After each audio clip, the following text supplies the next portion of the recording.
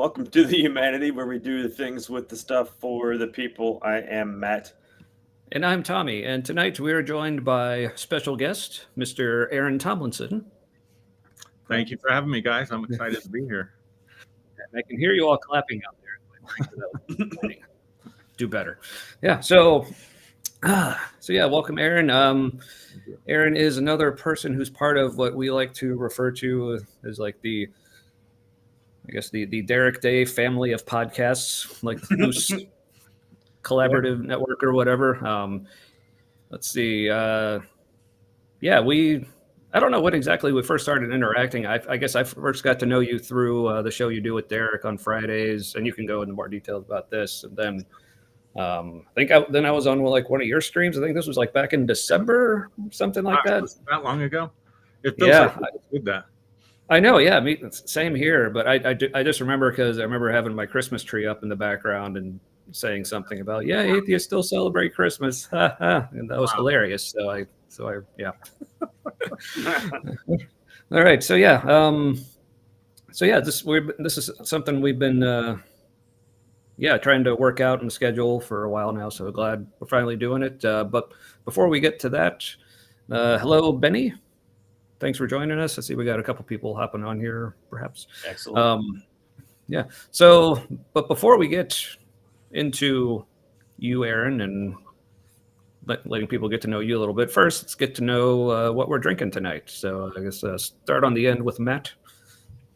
I am drinking. Same thing I think I was maybe the last 2 weeks, at least the last week. It was the West Side Citra Pale Ale. Cincinnati. Very good. Also, it was the only beer I had left. Well, good. All right. How about you, Aaron? I have some red wine, but I'm feeling like I should have grabbed. We have a great local beer here that's a green chili beer. Ooh. I'm feeling like I should have grabbed that out of the fridge now. Well, hey, like with the length of these shows, like we usually get a second drink. So if you need a second, feel free. Or if you want to swap I'll bring that out. That'll be my craft beer for the night. That's good. What's the brewery on that one? It's Walt's Brewery right here in Pueblo. And so Pueblo's known for two things. We're known for growing some of the best marijuana in the country. 60 Minutes actually did a special on us, called us the Napa Valley of weed. That's fantastic. That's true. I may have to come out there sometime because it's one of those things. I apparently have like one of the dumbest superpowers ever. I'm apparently just like immune to weed. Like I've tried like several different like strains, like delivery methods. It's just like nothing does anything. But like one of these days, I've had the same issue. So maybe we can help you out. But I've also like overdosed trying to get a feeling, and that's not cool. No, it is. Yeah. I mean, like, not overdose, but like freaked out with paranoia. Yeah. Oh yeah. Yeah, I've seen that happen. But then we also grow green chilies. We're famous for that. Oh yeah, the green chili and infuse it into the beer, and if you like spicy stuff, man, it's really good. Yeah, that sounds intriguing. I've had some beers with like a little bit of spicy, but at least in the ones I've had, it was like chilies or something. But then like there was like a ton of other spices in there as well, so it was kind of hidden. But yeah, it's to try and where it's a little more prominent. That sounds interesting. Definitely. Come on, man. We'll show you public culture. Yeah, I'd love it. I've been out to Colorado a couple times, but mainly just like Denver. I think I went to Parker. Yeah, once. Mm-hmm. But yeah. It's. I mean, with the whole like beach or mountains dichotomy people like to use, I'm definitely a mountains person. So yeah, I've loved it every time I've gone out there. But speaking of drinking things, tonight I have another Cincinnati local from Mad Tree. This is the Seeing Colors Hazy IPA. So I think this is actually the first time I've had this on the show. But yeah, all right. It's tasty. Yeah, I'll definitely have to crack in at that craft beer next. Yeah. Well, hey, you do you, man.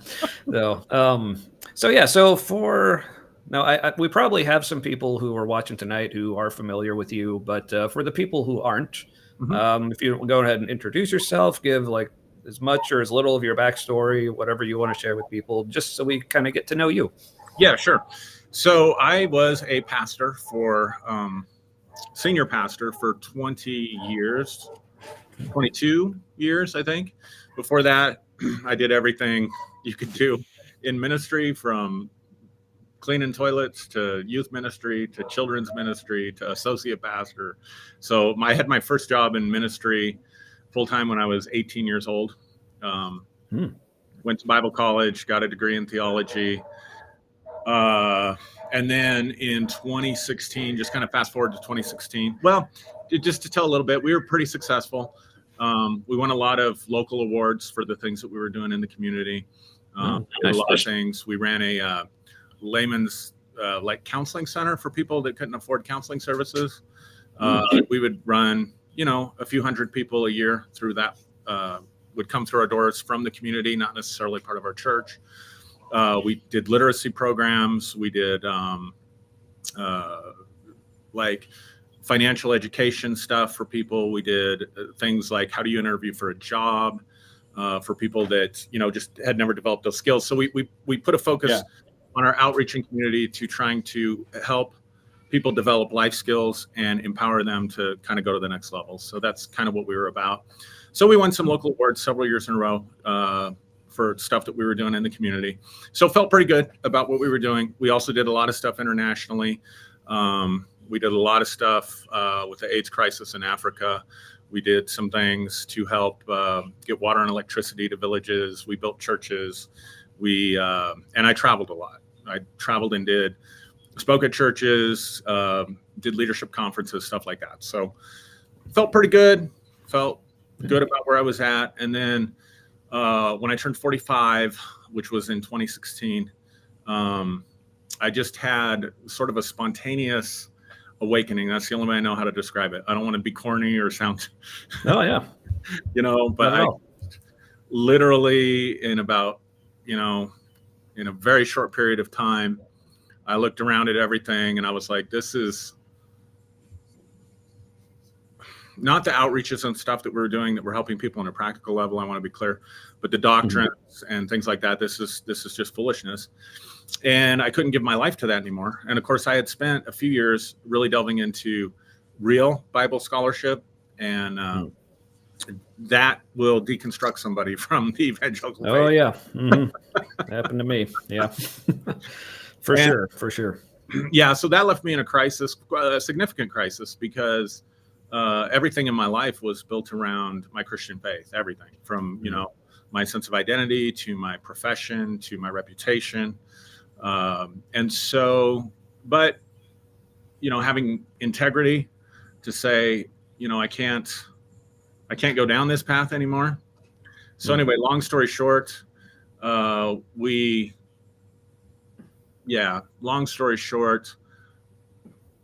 made the shift, went public with it. And, for the most part, I lost all that stuff. Reputation, community standing. I mean, you can imagine. And was visible enough within my community that I started doing, stuff on Facebook Live, YouTube, especially during the shutdown and the pandemic. And so people from other churches began to watch that stuff, and they began to take those questions back to their pastors, back to their Bible study leaders. So you can imagine that did not make me very popular within the entirety of the Christian community within my own town. So I literally, and I'm not exaggerating when I say this, I had a friend from the UK who had Googled me during this time. And he said, man, it looks like you're public enemy number one over there. I had someone contact me. They said this teaching that you did went international. There was over like 50,000 views. Wow. And I don't think I've ever gotten 50,000 views on anything I've ever done, but it was basically. What was the teaching? I don't even remember. If you remember, that's fine. I'm just curious. No, it had something to do with Jesus, and I was sort of probably I was sort of demoting Jesus in the minds of these leaders, and so they were using me as an example of progressive Christianity and how dangerous it is. And and that's why you got the views. And that's why I got the views. Yeah. Speaking of dangerous, how's it going, Jimmy? Good to see you, buddy. So now, so somewhere during that span of time in 2000, trying to remember, about 2008, I went back and got my master's degree in clinical mental health counseling. And so now I'm a licensed professional counselor. And so I work at the local university, helping kids, and have a private practice. And my hobby kind of is doing stuff like this, doing the show that I do with Derek on Friday nights. I have my own show that I do on YouTube and Facebook that I call Sunday Morning Live, that I've just continued for since the shutdown. And and then do podcasts like this when I get asked. Yeah. Cool, man. All right. Well, yeah, thanks for sharing that. Like I said, I think it was through the show you do with Derek, that's called Freeology Fridays. Right. And I'll let you, and at the end, I'll let you go through all this again, just so people know where to find you and stuff. But yeah, like I said, I think that's where I first became familiar with you, and then from there, started catching some of your Sunday morning live stuff as well. Because what I actually appreciate, I'm having one of my brain's trying to decide between 5 different things to say right now. So I'll just start with the one that's a thing that I like about our show. We'll just start there. So one of the things I love about having you on is so if I'm correct, and if you don't want to put labels on things, but at least just from my understanding. So am I correct in saying you don't necessarily identify so much as a Christian anymore, but you're also not atheist? I don't know if there's a way you want to describe yourself, or if you just want to say, well, I'll just talk about my thoughts and let people decide, however you want to. Yeah, for sure. I'm a little bit different in this space because I don't identify as either one, nor do I identify as agnostic. Although I'm going to put a caveat on that. I also don't think that I know everything. So I think anybody, and especially when we get into the map and the territory stuff that we I think agnosticism is the most honest answer for anybody, because we don't know what we don't know. You know what I mean? But for me, and I definitely, Derek. So, I mean, we would do Freeology Friday, and then we'd have hours of conversations. Strictly on atheism and science and logic and rationale and stuff like that. But for me, one of the things, two things about me, for whatever reason, and people can dispute this or whatever, I don't mind putting myself out in this way. The paranormal was always a part of my life since I was a young child. Things that I experienced that there would be no logical, scientific, materialist, rationalist explanation for, and not just one or two things, hundreds. And one of the things that I realized about Christianity and religion in general was that it made me sacrifice who I was in my experience and my authenticity so that I fit in with the group. Yes. So that I fit in with the group think. And so for me, atheism was never an option, because I would have to sacrifice that other aspect or those other aspects of myself, even though if I were to tell people some of the things that happened, they would either think, number one, I was lying, I was being self-aggrandizing, or I was delusional. Can I ask you a question about that? That would be to sacrifice my authentic self, and I wasn't willing to do that. Yeah. Just 1 second, though. Matt. Oh, yeah. Okay. So for me, the most important thing in this entire journey has been being faithful to my own self and my own authenticity, because I betrayed myself in so many ways for the vast majority of my life to fit in with a group. And so that's been my guiding principle through this entire journey. So anyway, go ahead with your question. Yeah. But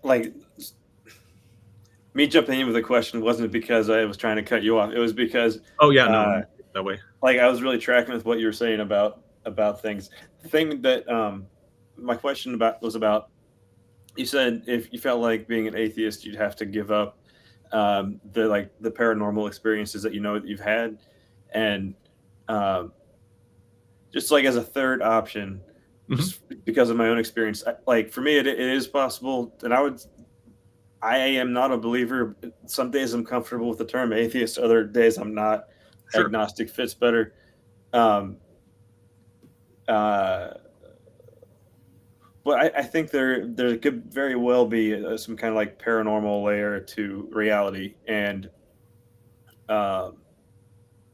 that it's scientific, or it's like a parallel science we don't understand yet. So I think that stuff can still be real, and you don't have to shift any I don't think you have to shift spiritual beliefs one way or the other on that. I think for me, my beliefs definitely include a creator, source, that kind of thing. I think one of the problems we have in the Western world is that our only information, vision, I mean, deeply imprinted for millennia in the collective psyche is the Judeo-Christian version of God. And so when most people, whether they do it consciously or subconsciously, when they think about God, there's going to be those Judeo-Christian concepts that are going to come up. From my perspective, so for example, the Trinity, right? The Trinity was the big thing that separated the Orthodox Church from the heretics. The first 300 years of church history was spent on that. So that makes Jesus God. And the truth is that there are many other cultures, many other people groups that have belief in God. God's a problematic word, for me at least, that have nothing to do, that are completely, have no influence from Christianity or the Abrahamic faiths whatsoever. And so I think part of the problem that we might have in the West is that we automatically conflate the concept of God with Abrahamic faiths. And so for me, I understand what you're saying, and absolutely you could be 100% right. But the belief in a creator for me is fundamental. Right now, I may change my mind. Yeah. That's why even like for me, like I'll use like the term atheist, just like Jimmy says, like he's comfortable with it. So that's one of the things I was gonna mention. Like I just love when like our show, like I said, I'm just like self-described atheist. Like I said, sometimes Matt is, sometimes he's not. And I was like, but I just love how, I don't know how many like guests we've had, probably like 6 or so. But I think of all the guests we've had, we've only had, speaking of Jimmy, I think he's the only one that's been just like straight up, I'm atheist. So for being in like what was kind of started as like an atheist show, that we're doing kind of a crappy job of like spreading the good news of atheismo or whatever it is we're supposed to be doing. But in a way, like I really like that. Like I think our actually very first guest we had, our friend Eric Barnes, like he actually describes himself as Christian. And like so I just love that. Well, I guess like Derek, what he said, he's been like, what do you say? Like he's trying to be like 40% less atheist. So I guess we've had 1 3/5 atheist guests on the show at this point, but very something like that. Yeah, indeed. But I also just wanted to point out, like that's something I appreciate, not just about like, speaking of non-atheist guests, Tiffany, how's it going, my friend? Yeah, she was on with us to discuss neurodivergence. Gee, that was like a couple of months ago, maybe like that, something like that. Anyway, I hope the move's going good for you, Tiffany. She just moved actually from Colorado out to Arizona recently. Cool. Oh, that's a move. So, yeah. But speaking of which, like one of the things I definitely appreciated about our, like with Aaron, like our first like big interaction, like when you had me on your show, I just loved, and this is also something I love about your show with Derek, like you said, like not seeing eye to eye on a lot of things, but like the term I use for like people like you is like you disagree well, which is just like with my upbringing, like not something I was incredibly used to. So that's why, as like we were chatting with I think before we went live, I apparently I get the impression from people that I come off a little harsh sometimes. I only mean it some of the time, but not all the time. But I just, as maybe brash or whatever as I may seem sometimes, there's still like that part of me that has kind of like a fear of like conflict, because again, like growing up, like a lot of times conflict, like basically just disagreement meant like conflict and like bad feelings and whatever. So what I loved is like, because I don't remember if it was like on one of your videos or just like a post you made, and you were saying something about like atheism and your views on it, and this is one of those messages like my brain says I don't really agree, but I have to say something, but I want to try not to come across as harsh. So apparently it came across okay. But what I loved is like, this was like one of our first like real interactions, and I was like disagreeing with you, but your reaction to it wasn't like to argue with me or tell me I was wrong. Your reaction was, "Oh, come on my show sometime and we'll talk about that. That sounds interesting." So that was just really cool to me. Yeah. So still one of my favorite episodes, genuinely, from my heart. Oh. I enjoyed that conversation so much. Well, yeah, I enjoyed it greatly too. So yeah, so I think that's still like probably up on your Facebook or YouTube page. That was back in like December. So yeah, people should go check that out. It was a good it'd be on both my Facebook and YouTube channel. Yeah. Cool. I think I watched it. I don't remember. So let's pretend I did, and I really liked it. All right, I will. All right, but let's see here. Looks like Tiffany is doing well. Good. I'm glad. Jimmy, like, I don't know if you guys are familiar with Hemet Meta, the friendly atheist. He says, if Hemet Meta is a friendly atheist, I'm the not so friendly atheist. He actually had me on his show. We had a great conversation. Yeah, I saw that as well. Yeah. But yeah, even when he's super intense, he's still very smiley. Yeah. Oh yeah, like, really sharp guy. I love him. Mm-hmm. Yeah, speaking of Jimmy, like his show. Speaking of other hosts and like our kind of loose conglomerate of shows, whatever you want to call it, his show Unreligious is on Thursdays, and I, at least as of late, I'm able to like join him on that show a lot more often as well. So if if tonight just wasn't enough of me for you, you want to see me with some Jimmy, but yeah, I definitely. Oh, that was 2 layers of weird. Seemed like your brain was going somewhere with that, but yeah, the way I consider, like, I mean, I love this show obviously, but with like Jimmy's show, I almost consider that like just like very cathartic. Yeah, I could see that. But yeah. But yeah, so Jimmy's like, "Come on in, we're punching babies." That's what atheists do, I guess. People that put their thoughts and ideas and opinions out like that, I really do. I enjoy it. So much fun. But yeah. Oh, okay. This my brain was like, what were we talking about? And I remember where I was to first get us on here. So yeah, with like I said, I'm at this point, like, I'm comfortable just using the term atheist for myself, for lots of reasons. Don't need to go into here, but I was actually very hesitant for a while, just like, because like what you said, Aaron, about your views on like a creator, but he said, hey, I might change my mind soon. Because like for me, just for people who know like my backstory, like I've changed my views on things like so often. Like I said, like, I think for most of my adult life, I can like at any point look at myself like 5 years ago and say, not only am I a very different person than 5 years ago, but I think 5 years ago me might hate right now. Oh yeah. So I've said that often. I've said my past would want to kill himself to prevent from becoming me now. If a past version of me could appear into the future, I would have killed myself because I'd have figured out a lot of my salvation. And so, hey, and I'm not even joking. I'm serious. I think if a past version of me could see the me that I am today, it would have been very upsetting. Yeah. See, I think I just pictured the sci-fi series of that occurrence, but Kevin Sorbo is playing you. Is that, I don't know if that's offensive, but that's what happened.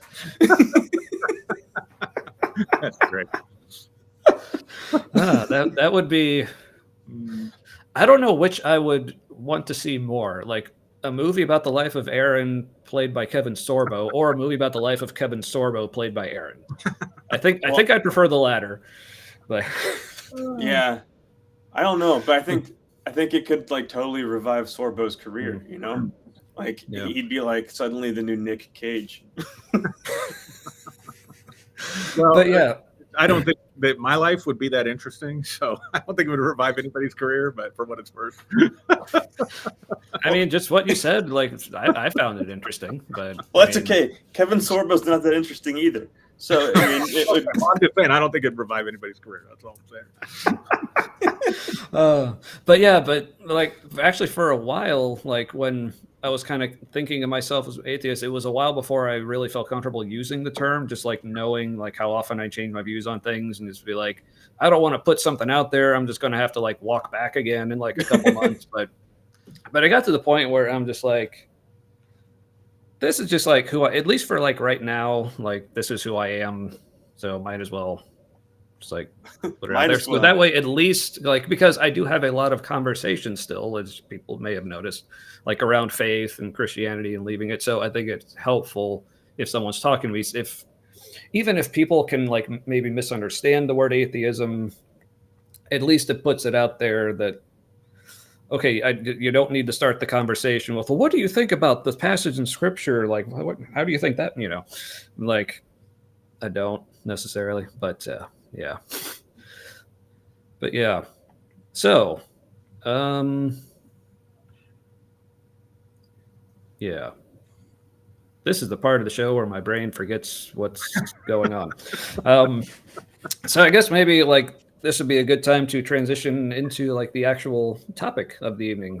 So this was based on like me watching your Sunday Morning Live episode this past weekend. You were talking about things like our perceptions of reality versus what reality is, and how our perceptions are shaped either by reality or can maybe even shape reality itself. So I'm just going to step away for just a minute. So Aaron, if you want to kind of take it away and kind of introduce the topic, I guess, at least like from your perspective. So I will be right back. And he can still hear us too. Yeah. Okay, cool. Yeah. So I was introduced to a term from a guy named Alfred Korzybski, who was I believe he's a mathematician. He may have also been a physicist from the 1930s. He wrote a book called Science and Sanity. And he was talking specifically about language and using mathematical models to look at language. And he came up with a phrase that has become popular among neuroscientists and certain circles that I, bump into as a mental health and student of psychology. And the phrase is, the map is not the territory. Mm-hmm. And so his presupposition and what he set out to prove was that our perceptions, our thinking, our thoughts, and our feelings is the map that is created of the world at large outside of us. So the way that neuroscience would look at this, the way they tell us that the brain works, is that none of us experience reality directly.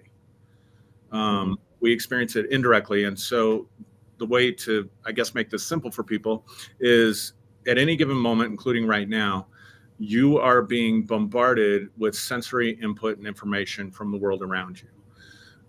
Everything that you can see, everything that you can hear, whether you're consciously tuning into it or not, everything that you can feel, the temperature of the room, if there's any sense, any like aftertaste from the drink that you just had. Yeah. All that sensory input is coming at you all at once.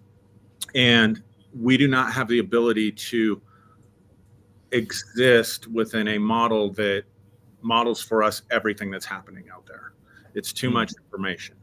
So what happens is that our sense organs, our eyes, our ears, our nerves, pick up that information, and our brain processes it and turns it into internal representations. Mm-hmm. So what we're actually seeing is not like when I look at you guys, I'm not seeing you guys or look at my screen. I'm not really seeing you guys. I'm seeing the internal representation that my brain is giving me of you guys. Yeah. Right? So Dr. Donald Hoffman, who's probably one of the world's foremost experts on visual perception, makes the statement that we're all sort of living life with a headset on and sort of living in a virtual reality because of the way that our brains are working. So what happens is those internal representations come into the brain and they'll get stored in short-term memory. For some of us, that is longer than others. It has significant meaning. If it has significant meaning, then it will make it from short-term memory into the place that the brain stores long-term memory. So the way the brain stores it stores it as the internal representations of what we experience. So we're not living in the experience itself. We're living in the experience of the experience. And so this is what Alfred Korzybski was talking about when he's saying the map is not the territory. Now, the other thing that happens is that our memory and beliefs and values and everything is always brought to bear on everything that we experience. So simple example, if you guys are speaking to me in English, because it's the only language that I speak, my brain instantaneously goes into a memory bank from when I was really small, and I learned what certain words meant, and matches what you're saying to my experience and references of what those words mean. If someone starts speaking in a different language that I have no experience with, that I have nothing in my long-term memory about, I cannot experience what's being said. So our brains are constantly bringing our beliefs, our preferences, our value judgments, and most importantly, our experiences to bear on everything that we're experiencing in the experience of the experience. Everybody following me so far? Yeah, I think so. Now, the next thing that happens is that well, okay, so let me say it this way. I have a map in my long-term memory for the English language. Mhm. I do not have a map in my long-term memory for Russian or Chinese. Mhm. So if someone's speaking Chinese to me, I don't have any reference on my map for what the hell they're saying. Mhm. So it's not just in language that we do that, though. We do that with everything. So like, I know not to touch a hot stove, right? Because somewhere in my memory bank, I probably touched a hot stove, or at least I believe my parents when they said, don't touch a hot stove. Same thing can happen in relationships. I can get burned in certain relationships. And so I will approach people differently based on whatever my experiences were. So in the same way, maybe that I don't touch a hot stove, in the same way, I don't mess with certain types of people. And I'm doing this so fast. My brain is doing this so fast. I don't even know why I'm making the decisions that I'm making sometimes. Right. Mhm. I have the sensory experience, but then on top of that, and this is where Alfred Korzybski's contribution comes in, I am thinking about that experience. I'm thinking about it. And as I'm thinking about it, I'm giving meaning to that experience. That meaning only exists in here. It does not exist in the world at large. So we went on vacation, give you an example. We went on vacation to the East Coast last month. And if somebody asks me, hey, how was your vacation? Man, it was awesome. We had a great time. We got some really good quality time together as a family. We went to the beach and we really enjoyed it. The only thing that sucked about it was there was some problems at the airport. Now, everything that I'm giving you is the meaning that I attach to the experience, nothing about the actual experience itself. Mhm. You don't really know where I went, what I did, or so if I was going to do that, I'd say, on Monday, it was humid, it was cloudy. We went to the beach anyway. The sand was really wet. The ocean was surprisingly warm, but we don't talk like that. So what we're doing is we're languaging the meaning that we're attaching to an experience. I'll give you a different example, and then I'll shut up. No, that's fine. Because we brought you on to talk, dude. So okay, yeah, we can modulate our experiences. So let me give you an example. A couple falls in love, and they just think that person is the greatest thing that ever happened to them, the best thing since sliced bread. They remember when they met. They remember their first date. They remember what she wore or he wore. They remember the first kiss, and all of it is pleasant, right? All of it is this pleasant experience. And then 6 months, 7 months, 8 months down the road, you find out that person that you thought was the answer to everything for you, there's some betrayal trauma. You found out they were lying to you or they were cheating on you. Now, all of a sudden, all those memories are going to get modulated. They're going to change. And I've talked to enough people who have been through this that this is very common in my practice. So I can't stand to drive by this restaurant because that's where we had our first date. And it brings up this betrayal trauma. I can't stand thinking about this date because this was the date that we met, or this was the date that we first kissed. I was so stupid. How could I be so stupid? I will never trust anybody again. So the point is that we live in these really, for the most part, we live and make our decisions at these levels of meaning and abstraction that we are giving to the actual experience, not that exist in the experience itself. And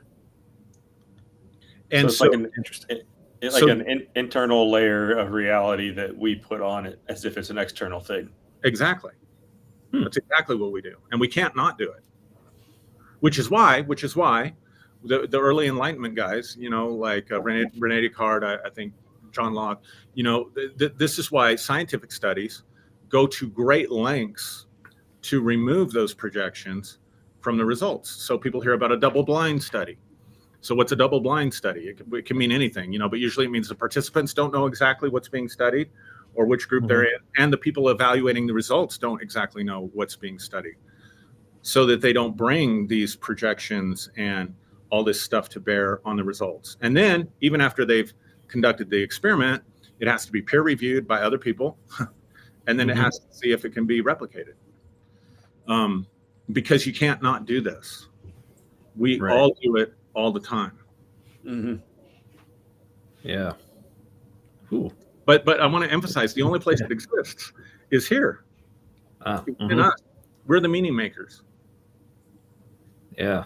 But what I also find so fascinating is, like you said, like it exists in here, but it's not like you can like cut open my head and see the experience there. It's like, so like it's in here, but like where in here and how, and somewhere in the combination of the stuff that's us. That's where it is. Yeah. So it's almost like, so this just hit me. Maybe it's even like Matt was saying, like just another layer to it. So it's like so like I'm looking like at, my computer right now, I'm seeing like all kinds of colors. So like, so for instance, like the background on Restream, it's all blue. So, but blue isn't really a thing externally. It's only that's like with those wavelengths of light, like hitting my eyes and how that's being sent back to my brain. It's creating this experience of blue. But then it's almost like that experience of blue is just like, again, like another layer of interpretation on my brain. It's like, I fell into the trap of like over explaining. So now I like made myself forget where I was going with that, but that's what I meant to say. And that sounded cool, right? Yeah. So, but yeah, I've never done that. Definitely not on this show every week. Nope. Yeah. So, but real quick, Aaron, like, so as we're getting comments on, would you prefer to like say comments more towards the end, or you just kind of want to go through them? However you guys, I can go with the flow, man. So however you guys want to do it. Well, we have ADHD, so we usually just go with them as they come in. So I have undiagnosed, untreated ADHD, but all right. Well, welcome to the club. That's the fun version to have. Yeah, it is. Yeah. See, I probably have undiagnosed and therefore untreated several things. So. All right, so trying to go back. I mean, sorry, folks, if we miss all of these. If nothing else, like, again, we can go back later after the show and like respond later. So Lynn, says, I'm curious if Aaron would agree that we are born with cognitive dissonance or it's learned. And then would someone that's experienced an awakening then have to overcome cognitive dissonance? Yeah, that's a great question.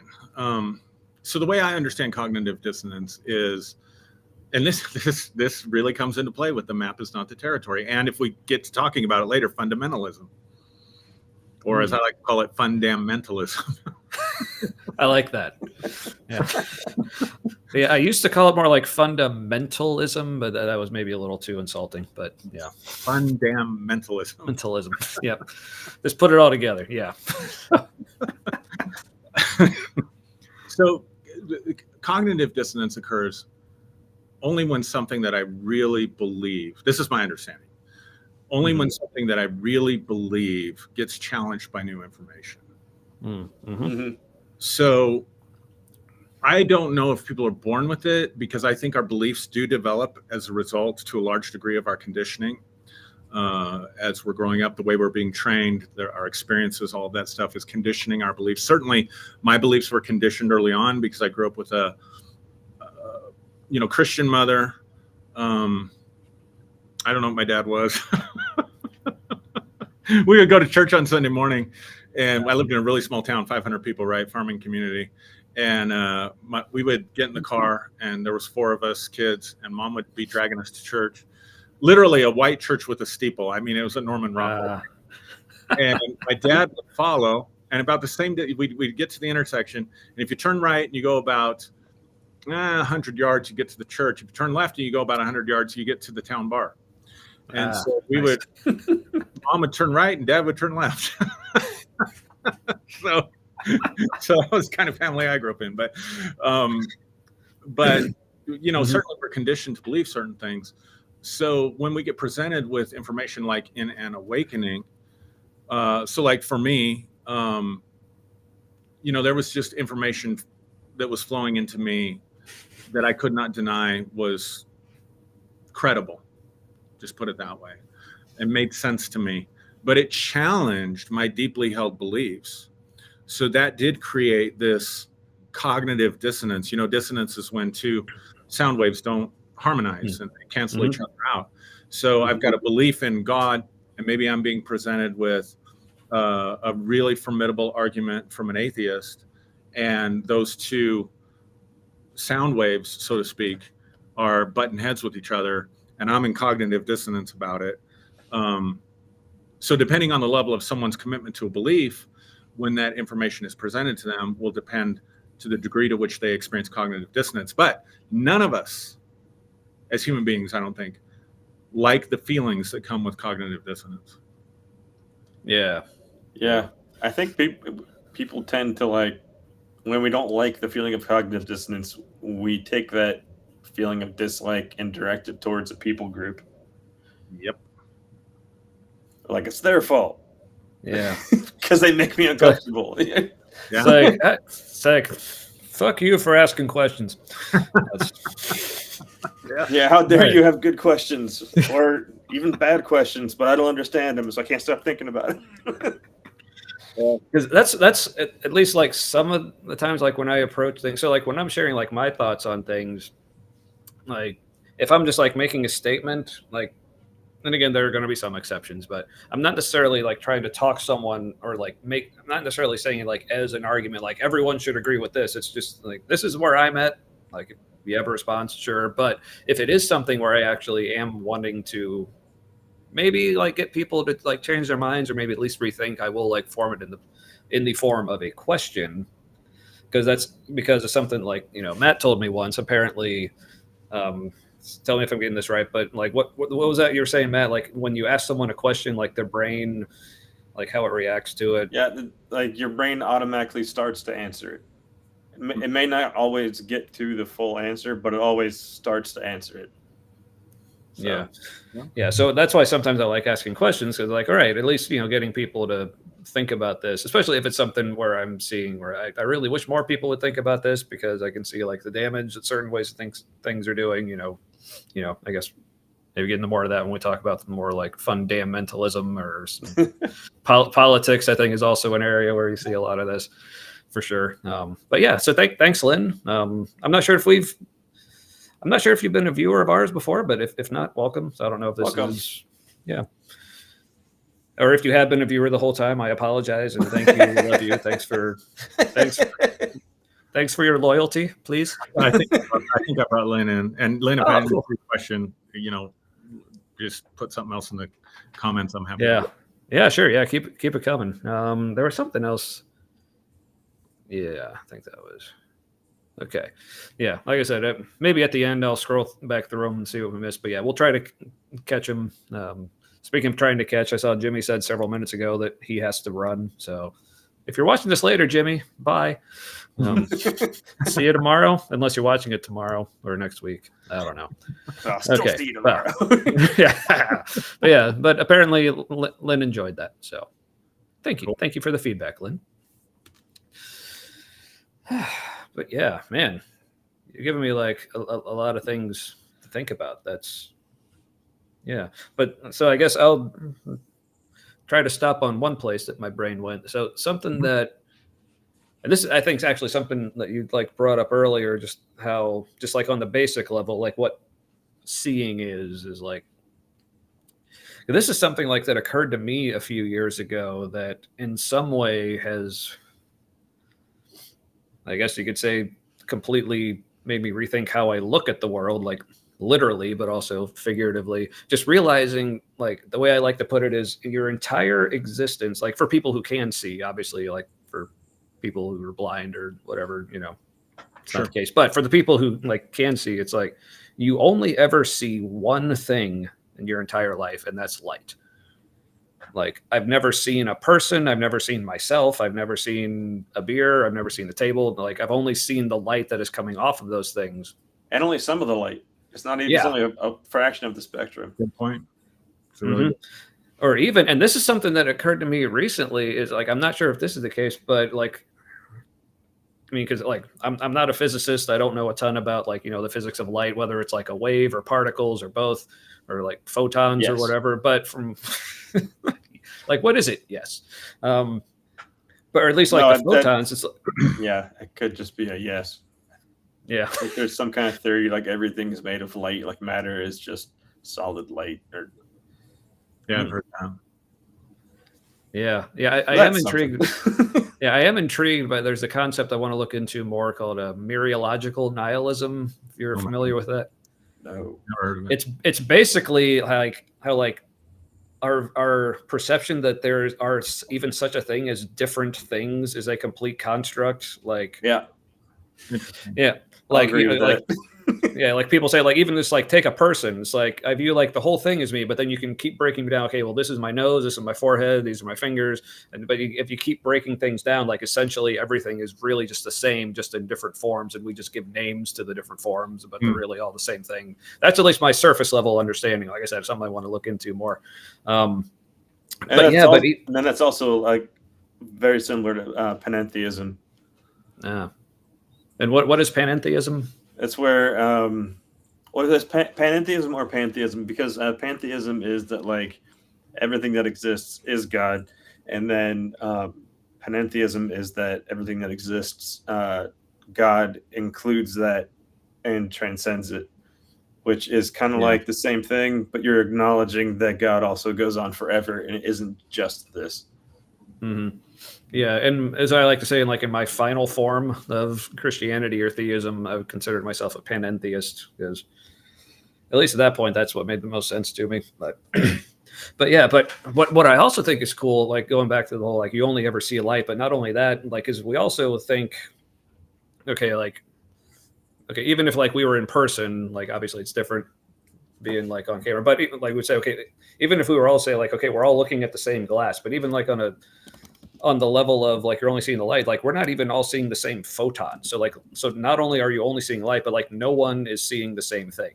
Like, so yeah, that's just like really cool to me. So like, because like people talk about, when we look out at stars, that are like however many like millions of light years away, that means that light took that many millions of years to get here. So we say it is like, oh, we're looking in the past. It's like, but when you think about like, you're not looking in the past, you're looking in the present at the light that's finally reached you. That's like looking at a car that's like driving up the street and saying, it's like, well, I'm looking like, but when it gets to you, it's like, oh, I'm seeing the car in the past, or no, it's just here now. I don't know if that made sense, but it kind of did in my head. But yeah, that's just, like I said, just realizing that, and like you said, how we just with the whole like, is your map the territory? Like is reality, like what even is it? And like just thinking about it as just our brain's version of, I think whatever's going on. But yeah. The problem comes in when we confuse the map with the territory, or we insist, but because all maps, and I said this on Sunday, all maps are distortions. They're reductionistic. Information is deleted. So, what has rivers but no water? What has forests but no trees? What has beaches but no sand? The map. Yeah. I knew the answer to that. I like it. I like it. Yeah. I like riddles. It's a map. And so if we can understand that our best attempt to understand reality is at best a map. The problem is when we confuse the map with the territory. Right. And this can lead into mental and emotional disorders, personality disorders. But this is also where fundamentalism comes in, because a fundamentalist says, no, the map is the territory, or my map was drawn by God. So therefore, this is how it is. Yeah. Or whatever authority we appeal to, at the time. Yeah, like political parties. Yeah, exactly. Yeah.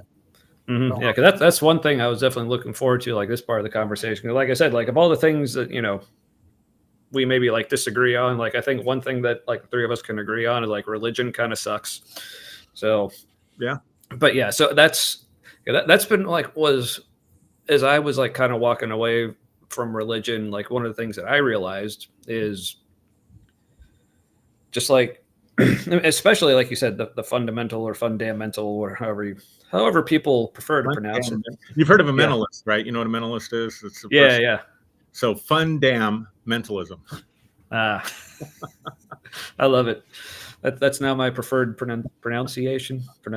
Yeah, words.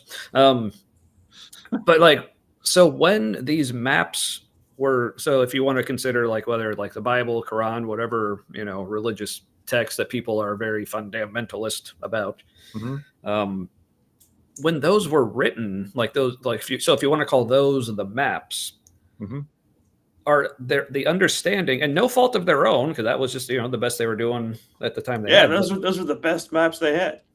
Yeah. Because real quick, that is one thing about like atheists that they do that really does bug me when they talk about like the Bible and say like, oh, it's a bunch of like stupid goat herders who like didn't know anything, and it's like, yeah, that's a bit racist. Yeah. But I mean, first of all, like, okay, yeah, for the people who were writing the Bible, like first of all, for like back then, just if you could even write, that automatically put you like in the upper echelons of like intelligence and culture and everything. So and also meant that you were right because you were the one that could write it down. Yeah. But like, also if you're not taking the Bible literally and thinking, oh, this is the truth, but if you're just looking at it like say as like a work of literature, like some of the writers like did some pretty brilliant stuff with how they put all that stuff together and how they weave their narratives and made connections with things. It was actually like, so as much as I still definitely have some baggage with the Bible and have some issues, and like Matt knows what I'm talking about, it's still like a very interesting and important set of works of literature, I guess you could say. But it's like, so yeah, it's like a refining of I was going to say the same map, but Jews and Christians disagree about that. Yeah. But like you see like the refining of the map over time, and then all of a sudden, like when we stopped writing things in a book for a long time, people were like, there's no new information. Yeah, because I guess to me, as I was like kind of exiting religion, one of the reasons was because I was realizing that these maps that people were drawing, which like I said, again, of no fault of their own, they were doing the best they could at the time, but just realizing how inaccurate their view of the territory was when they were making these maps. Yeah, it's like, I mean, that's why, especially like in the Bible, they'll talk about like humans being like so special and like the pinnacle of creation, and all this was clearly designed for us. But then once we actually saw like the cosmos, it's like most of us does not really look designed for us, and we're apparently not the center of things. And then like the revolution and realizing how like we're not necessarily like some special creation, but like we fit in very well with like the rest of nature. And so so the way I kind of describe it is like all these like religions, especially like the older ones like that, it's like these were stories, invented to explain reality as they knew it at the time. But I mean, I guess as much as you can ever say what reality is, but it definitely was not what they thought it was at the time. And sure, like 1,000 years or so from now, people are going to look back on us and probably think the same thing about our maps and how we're like drawing up reality. But yeah, at least I guess maybe we're starting to realize how inaccurate our views of reality are, which is helpful. Yeah. But, yeah. I think one of the things that's important for us to recognize is that the role that story plays in our lives. So if you're going to sit down with anybody, someone, especially let's just think someone you just met, and you want to get to know them, really what you're asking is, tell me your story. And so we have individual stories, and then we have collective stories. And then we even have what I would call subconscious stories, maybe what Carl Jung was talking about when he was talking about the collective unconscious and the archetypes and stuff like that.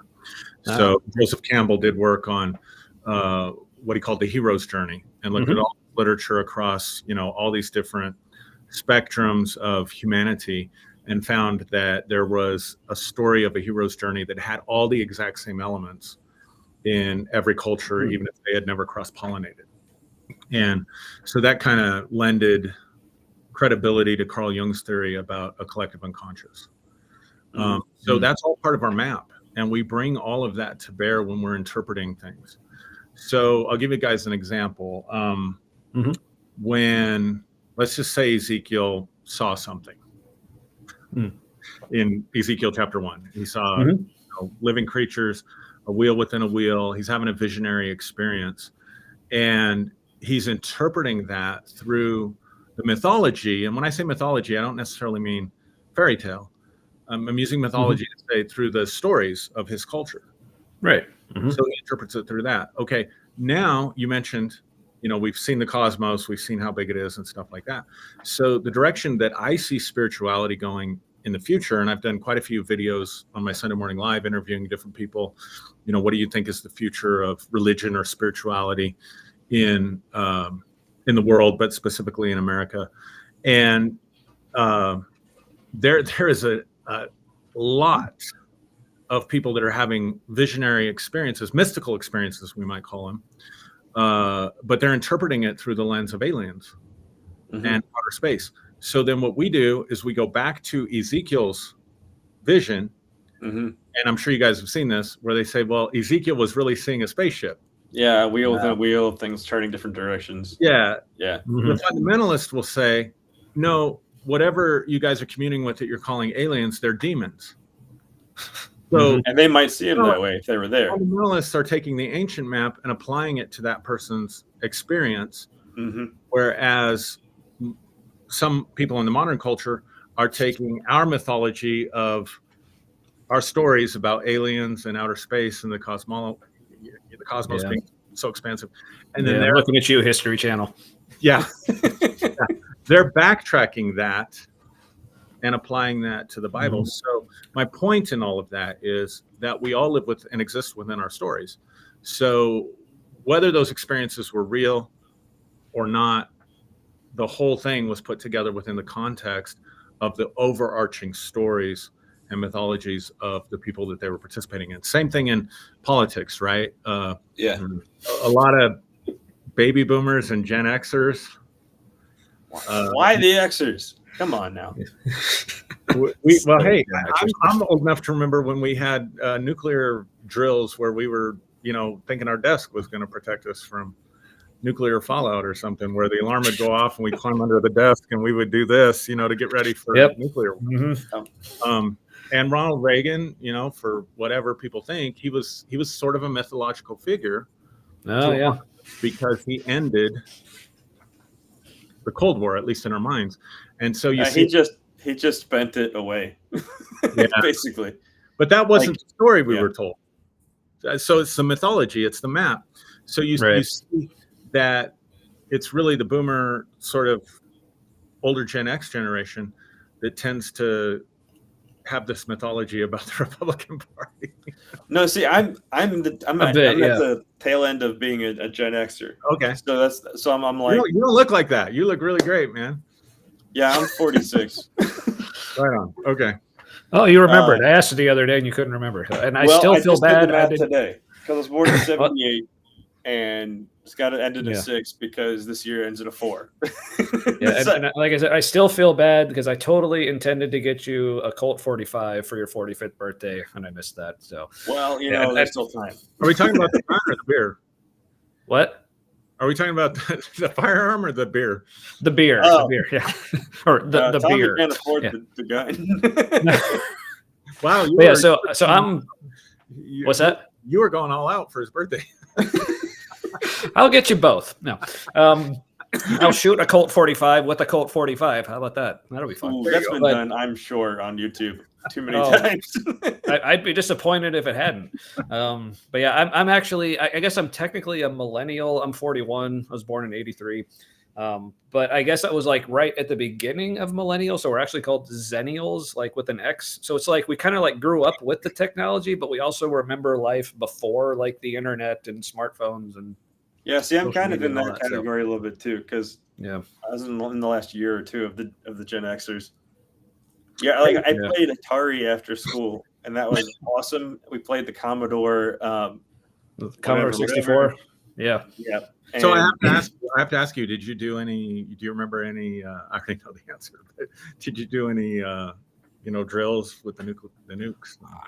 I kind of remember it, but I don't know if that's kind of like an implanted memory from seeing it happen. But so just to give you guys perspective, I think we got under a desk for a drill at least once. NORAD is like 35 minutes from my house. So, okay.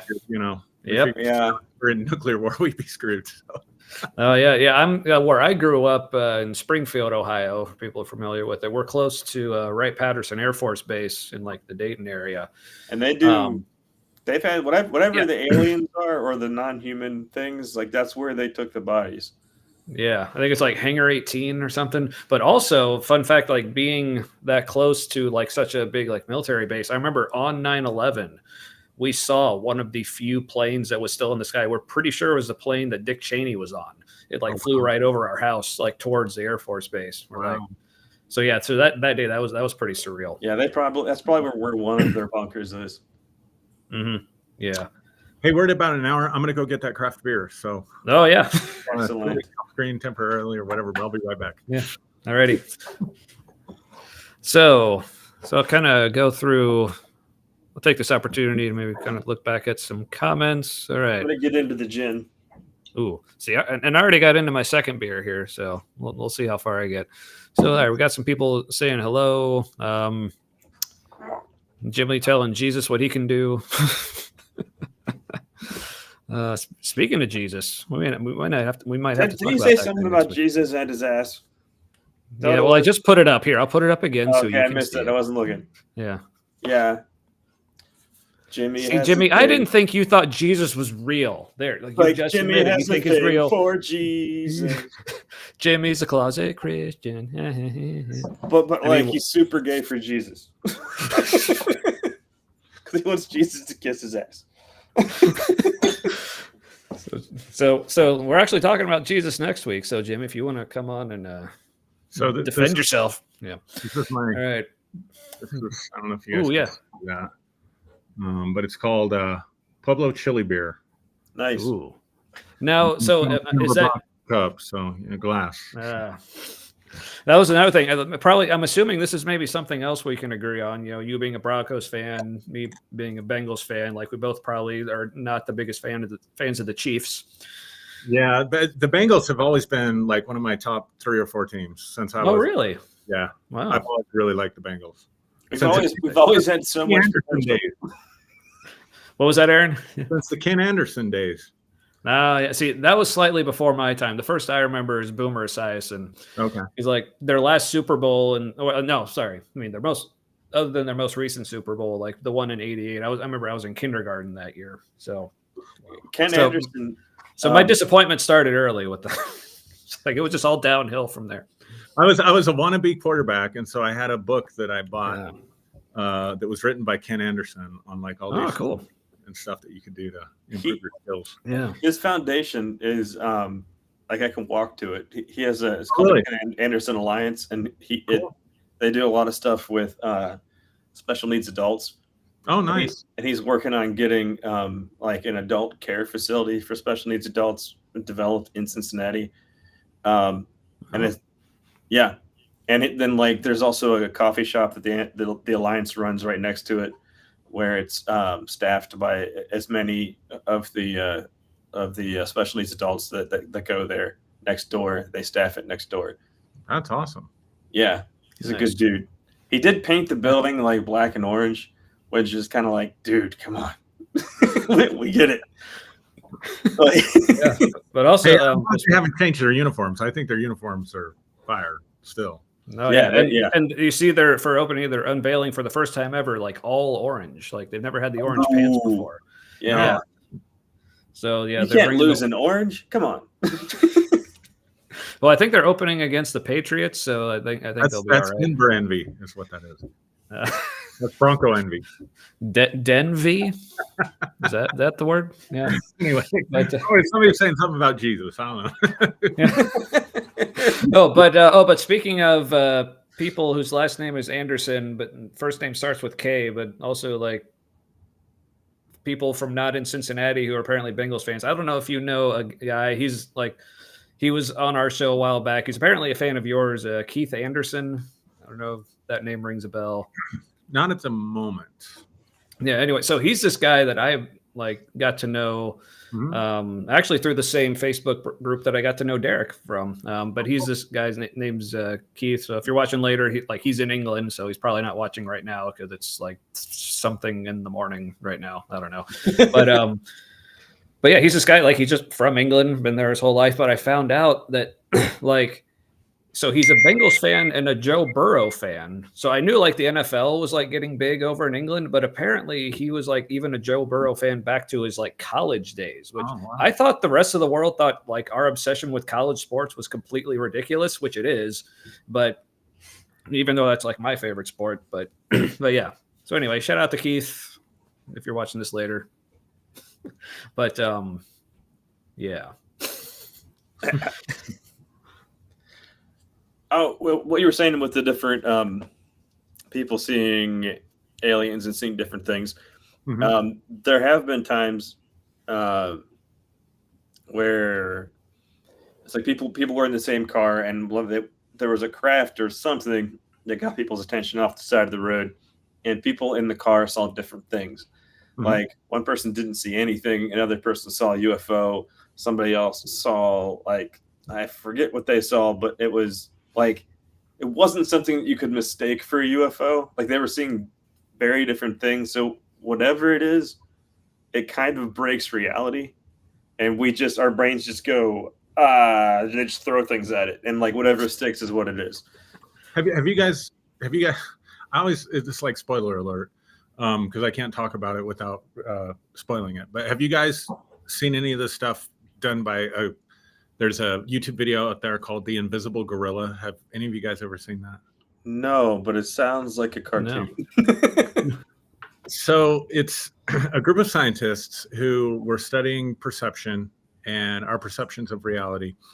And I'm going to give it away. So if you go look it up, it's not going to work. Unless you don't want me to, and you just want to look it up, and then you can bring me back on. I think I know what you're talking about. So yeah, go ahead. But I've seen this. Yeah, I've done this with several groups. So if you Google it, The Invisible Gorilla, it starts out with 5 or 6 kids on a basketball court, and they tell the audience, count how many times the kids pass the ball to each other. And so you're sitting there, and I think it's like 10 or 15 times, something like that. It's just really like a 30-second clip of these kids passing the ball back and forth. And then you come back, you pause the video, you come back, and you ask people, how many of you saw the gorilla? Now, every time I ever did this with the group, and when I experienced it, not knowing what it was, without exception, nobody saw a gorilla. Then you rewind it. So you don't, it's not even like, the next section of it. You rewind it, you play it again, and the entire time that they're passing the ball, there's this person in like this grape ape outfit that is just messing with them and going like this and dancing around. I mean, like plainly, blatantly obvious. Yeah, I've seen it. Yeah, it's not like hidden. He's like in the shot, in the scene, like all through it. Yeah. Is the craziest thing. But your mind completely deletes it because you're so focused on counting the passes and you have no expectation of a gorilla being there.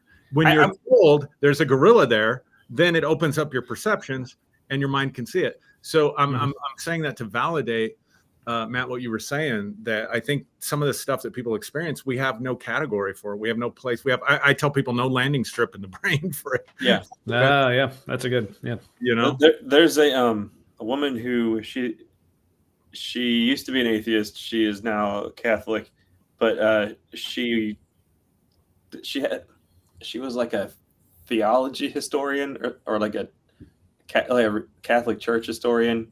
Went to college for it, a bunch of degrees and shit. And she started doing research and put together this book. And whatever that phenomena is people are seeing as UFOs or sometimes paranormal things, it the original descriptions, before it became codified in like the different texts and stuff, like the oldest account they have of those experiences, we would describe as a UFO encounter, but it doesn't mean it is UFOs. But like the way they describe it, like they were seeing things that like they weren't saying it looked like this. They saw like chariots in the sky, like with horses, and you know what I mean. So no, like she kind of documented how this kind of stuff overlaps and what kind of a how pivotal Pivotal. Yeah, pivotal. These experiences were for people and for their religions they were a part of, and it kind of brings religion and science into this overlap, which that is probably what is really happening. Like it's not science or religion; it's kind of like that thing in the middle we can't really perceive. Right. So I don't know if that makes me a panentheist or an atheist. To kind of a pan-atheist. There you go. Yeah. Or a Christian atheist. Or atheist. Just tell people. I should have said that. What category do you put yourself in? I'm a Christian atheist. Yeah, just start with confusion. It's a great start. That's how you make friends. I just gotta tell you, in all sincerity, this journey that I've been on for the last 8 years has been great, liberating, and it's been hell all at the same time. Oh yeah, I can definitely relate. I mean, people who know me know that like with me, like, you know, leaving Christianity, like there were definitely some ways that it cost me. I don't feel like going into, but just like on a very personal level, like this is something I was even thinking about today. Is like I feel like the most me that I've ever been in my entire life at this point. So because like that's the thing I like to bring up is like when people say, well, you know, without Jesus or without Christianity, like if you leave the faith, if you lose your faith or whatever, like, you know, your life's going to be meaningless. You're not going to have any grounding for anything, and nothing's just like nothing can work without him. It's like I demonstrably disagree. Yeah. So that's my testimony, as it were. Yeah, but both constructs are probably wrong, or incomplete, or they're maps. Yeah, so incomplete they're inaccurate. Yeah, they're all maps. I think if we could just realize we all have maps, and our maps are going to be dependent on our own personal journey and experiences. We can't get around it. Yeah, just like I said at the beginning, for me to disown faith in a creator, source, of benevolent being, all supreme being, whatever you want to call it. Consciousness is the word that I've been using because it's more modern and palatable for people. That would be, you know, that's a bridge too far for me, but that's only based on my experience, my subjective experiences. And that's not to say that all the experiences that I had that were paranormal were totally subjective, because there were several where there was lots of people present that experienced the same thing. But I'm saying it's subjective from the standpoint of I can't give those experiences to either one of you guys.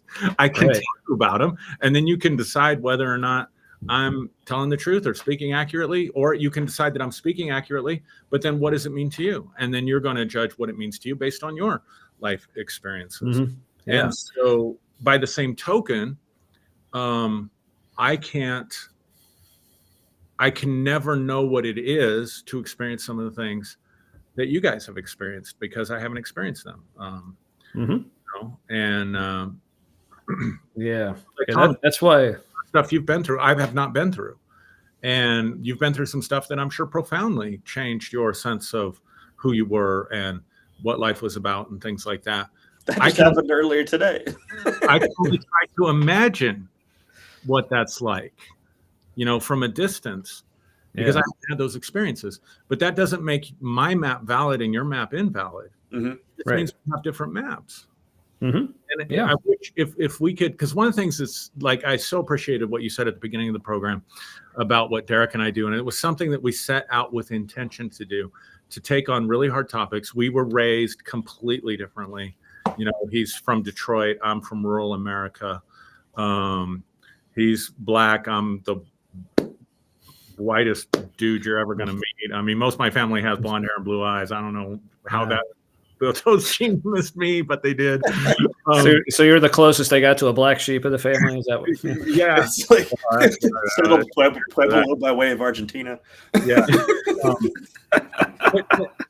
To be able to have respectful conversations, and we agree on a lot of stuff, but to be able to talk about these really hard conversations that we're never going to be able to, I mean, come on, whether there's life after this or no life after this, if this is all we get, let's make the most of it. And I think we can make the most of it by expanding ourselves, by listening to each other, you know, and not being so defensive. And I think this is my hypothesis, but I think that people who are fundamentalists, people who say the map is the territory, like when I talked about, and I'm doing like you, I got like 5 different thoughts in my head. So we were a buff on you. Yeah. But, when I was talking about the vacation, remember when I was talking about that? I was saying it's a good vacation, quality time, et cetera, and so on. Well, what made the time quality, right? Well, that was a judgment. That was not a judgment in a negative way, but that was meaning that I gave to the experience, right? It was good. It was wonderful. We had a great time together. That's a level of abstraction. I have 2 siblings that are identical twins, and they used to go on vacations together, and they were miserable because one couple wanted to just sit and drink pina coladas and relax by the pool, and the other wanted to go zip lining and parasailing, and you know what I mean? So for one person is a great vacation, for another person it's horrible. Yeah. Oh yeah. I've definitely had that experience with like family vacations, and maybe my different maps. Now, when we start talking about God, we start talking about morality, we start talking about social theories, politics, any of that stuff. We're up here. We're way up here. When we're talking about God, we're way up here at a level of abstraction. If I show you guys this, and say it's a beer, I mean, you guys we have some agreement about what beer tastes like and what beer is. Right. You know what I mean? Yeah. When we get to these levels of abstraction that aren't concrete, it's all going to be based on our preferences, our experiences, our opinions, all this stuff. So what I think people who are fundamentalist is that subconsciously they're really not sure of their maps. Oh yeah. So their fundamentalism is a defense mechanism against their own maturity. Because if I build my belief, which I did, I'm on the side of righteousness, I'm on the side of God, I am a child of God, I am a messenger of God because I'm a pastor and a preacher. And I get lots of feedback from that, right? And I build my whole life around that. If that's not true, if there's no God, then everything that I've invested in, my money, my time, my energy, my emotions, was for nothing. Or what was it for? It wasn't for that. At least when you're thinking about it at that point. Or if you're a nihilist, it was all, like no matter what, it was all for nothing anyway. So, but I think originally, you see what I'm saying? Like originally, it's like, holy shit, I could have done anything. I could have done the stuff I wanted to do instead of the stuff I felt I had to do because I was called of God. Yeah, right. So I put up these defense mechanisms when people ask questions, and there's too much at stake. Yeah. Yeah, and I totally relate to that because I grew up like very fundamentalist, like probably like into my early 20s, like probably like I grew up Baptist. Yeah, which I was loosely Catholic. That's something like I keep forgetting because nowadays, like me and Matt, like it's been great. Like even going back to our days, like when we were still Christians, like when we first started hanging out, like we were pretty much thought a lot of the same things, including we both started deconstructing at about the same time and in kind of the same way. And we both kind of accidentally became atheists at about the same time. And liberal. And liberal. Like we also both actually used to left, be like very. I just kept going. Yeah, did what? we both used to be like very conservative Republican. I had but then I kind of kept going more conservative. I was like kind of libertarian. Then like I was like consider myself anarchist for a while. Now I'm kind of like coming back, but I'm like going more like to the left.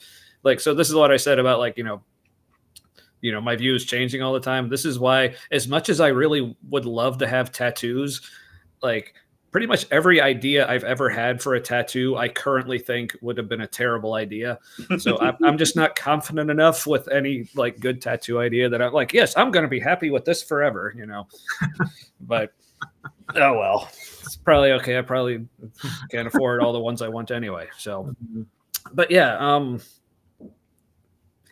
but it's so that's something like I said, with as much like since we've been friends, like how me and Matt have been like in the very same place, I kind of forget that our upbringings were like very different. So when I'm thinking about like my experiences with religion, kind of forgetting like, oh yeah, his were like extremely different. Because like, with him growing up kind of loosely Catholic, me growing up Baptist, I would have been like, he's not even a Christian anymore. Yeah.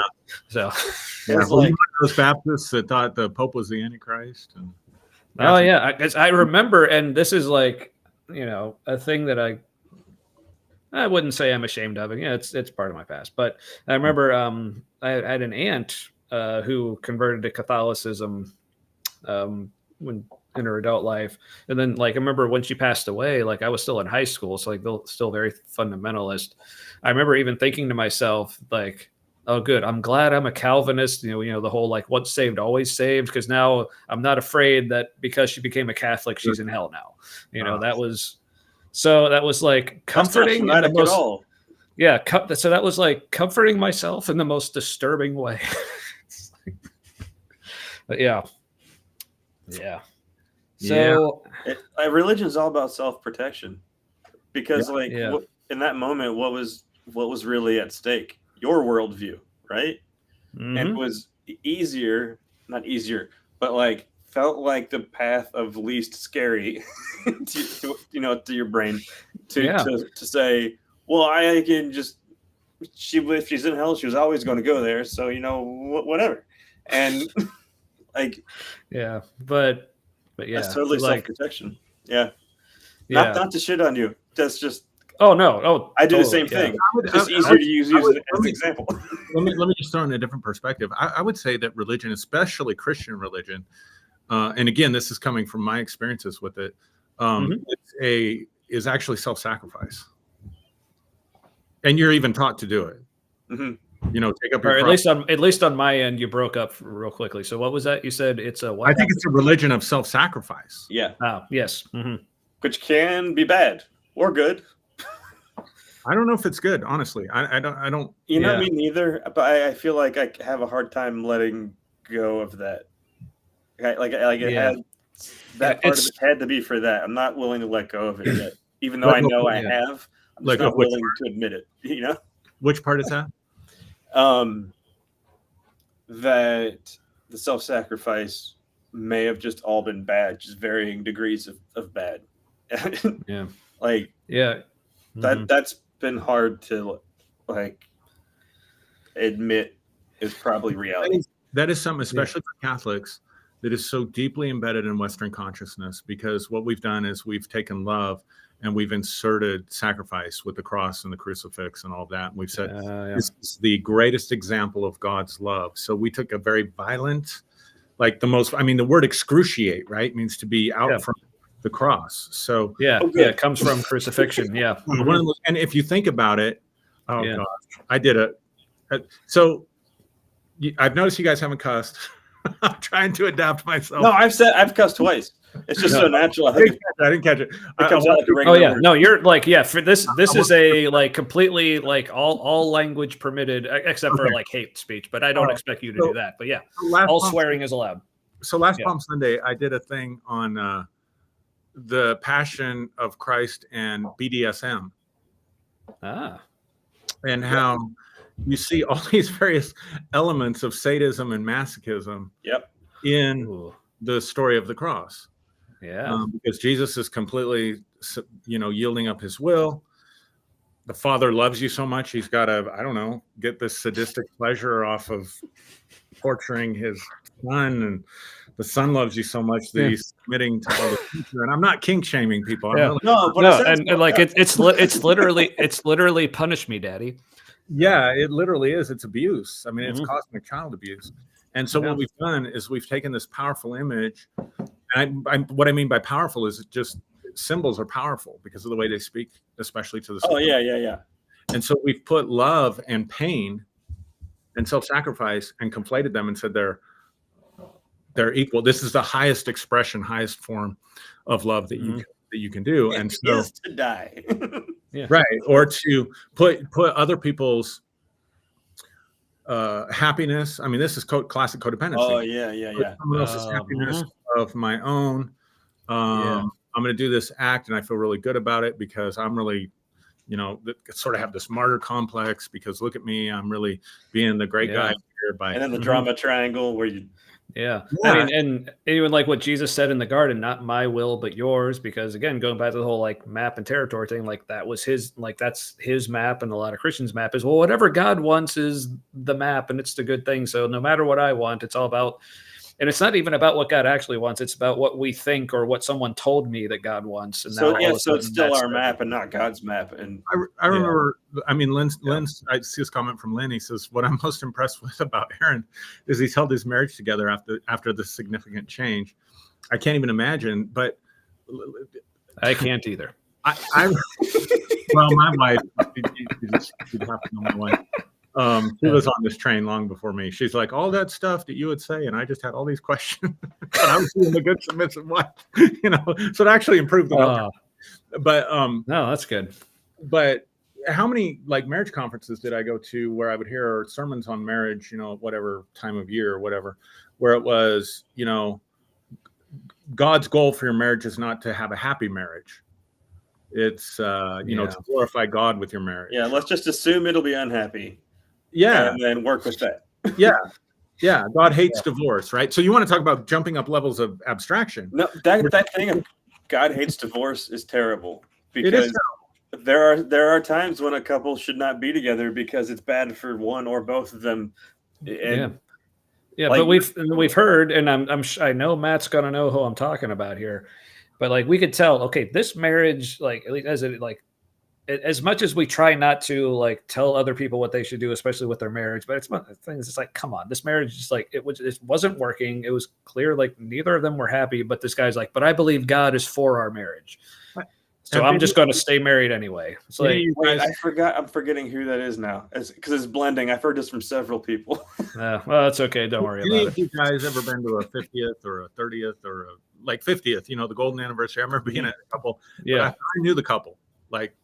Well, and I'm like, everybody's clapping for them and, wiping the tears and stuff. I'm like, we just celebrated. We just patted them on the back for 50 years of making each other miserable. Yeah. Making each other. It's like, good job. You survived. Good job at making each other miserable for 50 years. We know you can't stand each other, but wow, we're just so impressed that you stayed together. Yeah. You know what I mean? I don't know how we got off on that topic, but yeah. No, yeah. I mean, with as many beers as I have, we probably don't want to get me going on that topic too much. I think Tommy might know, but I didn't catch on to who you were talking about with the last one, but with this one, I'm thinking about. You might know who that you might. I'll just say the person I was talking about considers you unsafe. Oh, that was traumatic when that happened. Yeah, we had a friend who used to be in like a close friendship with them, and then I did something that I was being funny, but I'm also autistic, and so like things don't always have the same context in the world that they have in my head. Yeah, right. And so I was okay. This is what they said. Ruined everything, which isn't true because there are other things. I can't believe that they didn't pick as the reason why I was not safe. But Right? Yeah, that's what I said when they said this. I'm like, they had so many other options to pick from.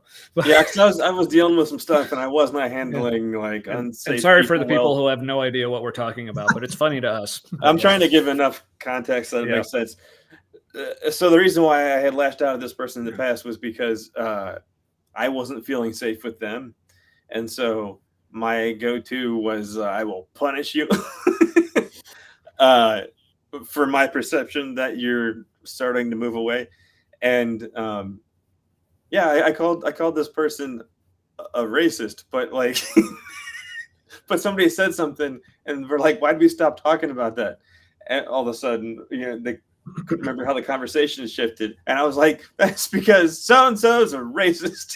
Yeah, it was like total, like complete joke, like absurdity, like and funny because not a racist, this person. Yeah. And so that was ridiculous to say, but apparently maybe they feel a little bit racist because they were super offended. Wow. Yeah. Well, it might have had to do with another conversation we'd had in this group a while before, but what about the Civil War? Yeah. But that was fun. Anyway. So yeah, but back to the whole like how like self-sacrifice and like how that could either just be like straight up just completely bad or at least twisted, because I guess I understand maybe like the good concept that like buried in there somewhere, just the idea of like not always thinking about yourself, like still thinking about other people. So in some like maybe individual circumstances, you're sacrificing your interest in that circumstance for someone else, which is good. Be mutual interest, and I think that's the healthiest thing. That could be, yeah. But but just this idea of I need to just completely die to myself. Oh yeah, and whether it's other people or whatever God you believe in, to completely take over and be like, because I've known so many people like this. We've all know the people who like in like family gatherings, they're just like they're always just like letting everyone else decide everything. They never like that kind of thing. But I don't know. This is kind of connected. Like my brain's telling me this makes sense. So see if you agree. But a phrase that I heard recently that I really like is like everyone, like people talk about like the ego and how you kind of have like defeat the ego and like, or even like go to extremes, like kill the ego, whatever.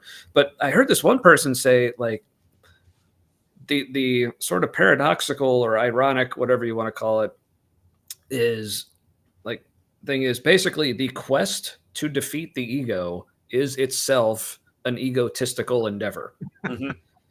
Which I'm like, I barely know what you're talking about, but that makes complete sense. You're trying to get your will to eat itself, basically. Yeah. It's like, no, it just keeps chasing itself. That'll never happen. Yeah. But yeah, because like, so again, like going back to what I said earlier about like me, like right now feeling like the most myself that I have ever in my life, like, but also at the same time, I think, and I don't think it's unrelated, but also getting to the place, like coming out of Christianity and religion and that whole mindset, like just the idea of like, just being who I am isn't a bad thing necessarily. Here's what I would say. Religion, specifically Christianity, but I suppose this happens in other forms too, requires you to sacrifice yourself to the deity so that you create a false self that is fantasy.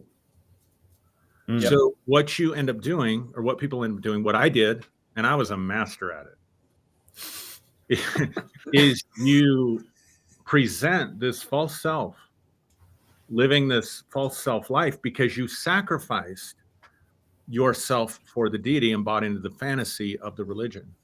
So your life becomes a shared fantasy. It becomes a sort of a hand-me-down life, sort of. And that was the thing, like the older I got, even though we're doing all this great stuff, and we really were, we're doing a lot of really good stuff. And we weren't. So I started a religious trauma page 4 or 5 years ago, and I was shocked at how many people joined and they shared their stories. But everybody, that was members of our congregation. They were like, Aaron, I can't relate to this because we didn't, we always had a positive message. We always tried to be empowering for people and stuff like that. So we weren't the group that was, like Bible thumping people into submission and stuff like that. That's good. But I was so emotionally disconnected from my life. I was just literally going through the motions. And so what had happened to me, and why I say like I woke up, people like to use the term awakening like is a great thing.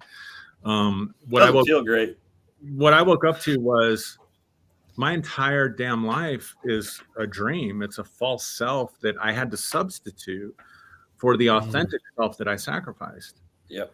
And so for me, the work has been the last 8 years to recover that authentic self. And that's what I'm hearing you say, Tommy, even though we may take different approaches in terms of our metaphysical beliefs or approaches, like when you're saying I'm the most me I've ever been, it's like that's the same work that I'm doing, right? I'm trying to recover that authentic self because my religion required me to sacrifice my authentic self. And I lived a false self for so many years. Yeah. Well, yeah, because it's, and I think that's, I just feel like there's a strong connection with like not being yourself. And like, again, going back to the whole like map territory analogy is like, I guess if you're trying to conform to a map, which is itself not the thing, not the real thing. So if you're conforming your life to something that's not genuine, then you can't help but just not be genuine yourself, I guess, if that makes sense. Yeah, exactly. It's a fantasy. Yeah. So you start living this sort of fantastical way. I've been watching a lot of stuff like leftist YouTube stuff, and especially around things in the Middle East and certain countries and ties to the U.S. and terrible things that are happening and all that. I'm hearing people talk about how their worldviews are being deconstructed or how they underwent like a deconstruction. And I was just thinking about how, like, that's true. Like it's the same. It's very similar. Like the way, and I'm going through this right now too. Like the way you saw the world, apart from the religious stuff, like cultural and that kind of thing. That's inaccurate. like the U.S. wasn't mostly the good guys. Not even like all the time the good guys. But then I shifted to, okay, well, like we're mostly the good guys. And now I'm like, I think it's 50-50. Like it kind of depends on like what event it was, who was the good guy or the bad guy. Yeah. And again, it depends who you're asking. Yeah. Right. And then the whole good and bad thing is just, it's like, yeah, there were positive and negative things that happened. But then when we take good and bad and put it on one of those, and call one of those good or bad, well, now it has a value judgment, and now we're like willing to like hurt people for an idea because that concept is the concept to have. And it seems like the more religious somebody is, or the deeper they were into it, like the longer their deconstruction process has to trudge through all of the constructed worldviews. And it's like and I realized the more spiritual I thought I was when I was getting to the spiritual warfare stuff and all that, the more dissonant my experience of reality was. Yeah. Yeah. That makes sense to me. Man, like it was a fun story to be part of. But like the phrase that came to mind as you were talking, I don't know if people saw me do but like it was like my brain having a moment. But basically, yeah, the phrase that came to my mind was fake maps and end up sacrificing real people. Yeah. And that's sad. That is like, if anything is sad, that is sad. And you know what's even like so that's sad. And then there's like a tragic component where like it was all good people trying to do good things, but they weren't always good. They weren't always helpful things to do. Like that's super tragic. Yeah, because that's really now. First, I want to go back to because like another viewer here, I don't recognize. But again, if you've been here before, I apologize, Benny. But I love this phrase. You have going back to our conversation about the ego. You have to heal your ego and bring it into resonance with who you are. So yes, don't kill it. Just be yourself. Yeah. So I have a question for you guys because I come from a psychological background on this stuff. Mm-hmm. So you use your words like ego differently then. Yeah, and this is a perfect example though of what we're talking about in territory. So when I hear the word ego, I'm referencing it to my psychology background. Even though I have read, a lot of spiritual stuff where they seem to use the term ego very differently. Right. From how I would understand it from a psychological background. Yeah. So this is where misunderstanding happens in maps, right? Yeah. And I remember I took a psychology class in college, but I also remember the professor pronounced it ego. So that like threw me off the whole time. I thought so I was just envisioning him talking about waffles. Oh, that just hurts me. That hurts my soul. Cincinnati. Sorry. I went to the university, so I know all the shenanigans that go on in that world. But so just explain for me how you guys use and understand the term ego. See, here's the thing for me real quick. I don't really have an understanding of it. Like I just hear other people use the word and I try to figure out what they mean by it. I love like that. I said, I love that. Like I love that transparency because I do the same thing. So I'm like, you can't be talking about what I'm thinking. I usually try to go with how it seems like the person is using it. I think in my I don't usually use the term often, but I think the way I more readily hear it is in the term of crap, I forgot his name, but like the new age kind of category of ego or pop psychology version, and I actually don't understand that very much about how like Freud used it and all that. I think he was the ego guy, right? Yeah. Well, yeah. He was the id guy. He codified, I guess, that term. But yeah, I mean, his theories were that you had the id was basically your animal desires, your evolutionary. You want to just fuck everything and kill everybody. Maybe at the same time, something terrible about it. On the opposite end of that polarity was your super ego, which kept society in check and surviving, which is all your morality and stuff like that. And then the ego was the sense of self that was in between the two, trying to manage them. Yeah. See, I just also remember this like professor saying super ego. So I'm thinking, oh, really good waffles. But I love that. So for me, the Greek word for I is ego. Oh yeah. Mm-hmm. And so for me, it's your sense of self at any given time. So I'm a proponent of let's don't get rid of the ego. Let's don't kill the ego. Let's don't try living life without one, and let's see how you do. So I'm more a proponent of developing a strong ego. So I definitely, I mean, you can imagine if I'm talking to people in spiritual circles or whatever, it goes over like a turd in a punch bowl when I say that. I'm going to have to use that analogy way more. I just pictured somebody at the party just going, "You ruined everything." Yeah, that's how it goes over. But I found when I ask people, what do you mean by ego? Like, we don't really know what we're saying. Most people don't really know. And I don't think there's a defined term. I just think people use it differently. And I certainly understand it differently than a lot of people. Mm-hmm. Yeah. So here's how Benny uses it.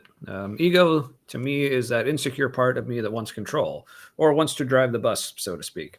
Yeah, because I guess like at least colloquially, that's how I'm familiar with the term being used. Like when you say someone has like a big ego, that just means like they're full of themselves. And, right. Yeah. There's that aspect too, right? Yeah. Yeah. Like I guess pride, basically. But I guess to answer your question, like what I usually think of as ego is like just that sense of self, but usually, and again, maybe it comes from me being just more familiar with the colloquial use of it. It's like sense of self, but then with like kind of like with a more negative like tinge to it. So, but like I said, like since like coming out of religion and like way like my ways of thinking have changed. It's like, I mean, because when you talk about like perception and how real you can really tell reality is based on your perceptions, like one of the ways I've heard it put that I really like when it comes to like, okay, what can you really know? Can you really know anything? The way I've heard it put is, I think it was by Apologia, who's a YouTube channel that I really like. He says, the only thing I can be sure of that I know is the contents of my own thoughts. So if that's really all well, if I guess what he's saying, if I can know anything, okay, like that's like basically, because if I'm having this, it's like if I, yeah, because I think he's basically saying, okay, and if I can't even know that, then I can't know anything. But if there's anything I can know, like that's at least like base level. So I'm starting to think, okay, so basically at base level is me, essentially. So to sacrifice me means to sacrifice my actual true base level. Now in my former life, I would say, well, I'm substituting me with God, and that's what I know. But what I know of God is really just the me version of, what I think I know of God or whatever someone told me or anything. But yeah, it's just, but coming out of that and thinking, okay, this is a part of like me talking where a good 15 seconds ago, I forgot what I was talking about, but I just like kept talking to hopefully like jog my memory, and I completely failed. So that's when you're like, line, rain. What's the next line? Like, who's driving here anyway? But, yeah. So one of the things that we learn in therapy is that people have what we call ego states. So we're all made up of various different parts that have certain jobs that have learned certain things. So for example, we all know how to drive a car, I guess. I'm guessing. I think that's the same question, right? I think I can. Okay. And we don't have to think about it. We just get in the car and, because a part of us learned that. So that ego state takes over when we get behind the wheel. But we do this throughout various different experiences that we have. So I still have an ego state that can get really pissed off, and it's not fun for anybody when that yeah. Right. But that's not me. That's just a part of me. That's an aspect of me. So I think it can be helpful to realize, reason I'm bringing this out is it's like, who's driving the bus? Well, it depends on which ego state you're in. We get triggered, by whatever. And then this part of us, maybe it's the liberal part of us, or when we were conservatives. I mean, I'm sure you guys can relate to this if you were conservative. As soon as some hot button came up or some trigger word that was the program starts running, hypnotically implanted into us by Rush Limbaugh on Fox News or whatever it was, immediately the argument comes out, right, and the emotion. So that's an ego state. So, I was more of a Glenn Beck guy. No. Oh, right, and then get this, he got too crazy. He did. Yeah, and like we were on board, like he started using the chalkboard, right? Remember that? and right, this is still normal. And then there was like he started doing like step 1, step 3, like underpants profit thing, and I was like, no, I think this is wrong. Yeah, and then there was a cute phase where he thought he was libertarian, which that was fun. Is he still around? I'm sure he is. Like, I haven't followed him in years. The stress of needing to please Daddy God and try to get the best planet possible after he dies. Because he's also like he's so heavy. Like because also like he's Mormon, so like America is of utmost importance. So I mean, he can't just walk. It's not just the New Jerusalem. It's like what Jerusalem was always supposed to be, Tommy. But so real quick, Lynn has a little comment for Aaron here. He's like, with all the cars I've heard you talk about, Aaron, I'm not convinced on your driving. Care to respond to that, or? Shots fired. I'm not sure what he means. Listen, I was in one car accident that was my fault when I was 17 years old. So I don't know. I've been in more than one of those. Yeah, that was like I had that was kind of your traumatic experience, like you've talked about. Yeah. And actually, no, I take that back. That wasn't my fault. So I lived out in the areas, and there was no street lamps, and this car lost a wheel. No shit, lost a wheel. They had just brought it home from the dealership, and they lost the wheel. Did they say Jesus take the wheel? And he took the wrong one. They didn't. He was like, "See ya." They didn't have any lights on, but somebody over on the other side of the road had their hazard lights on. So I'm looking at over here at the hazard lights, trying to figure out what's going on, and I look up, and there's reflectors right in front of me, and I just smashed right into that car. So actually, they did get the ticket. So yeah, so that's there you go on record. So I don't know, whatever that says.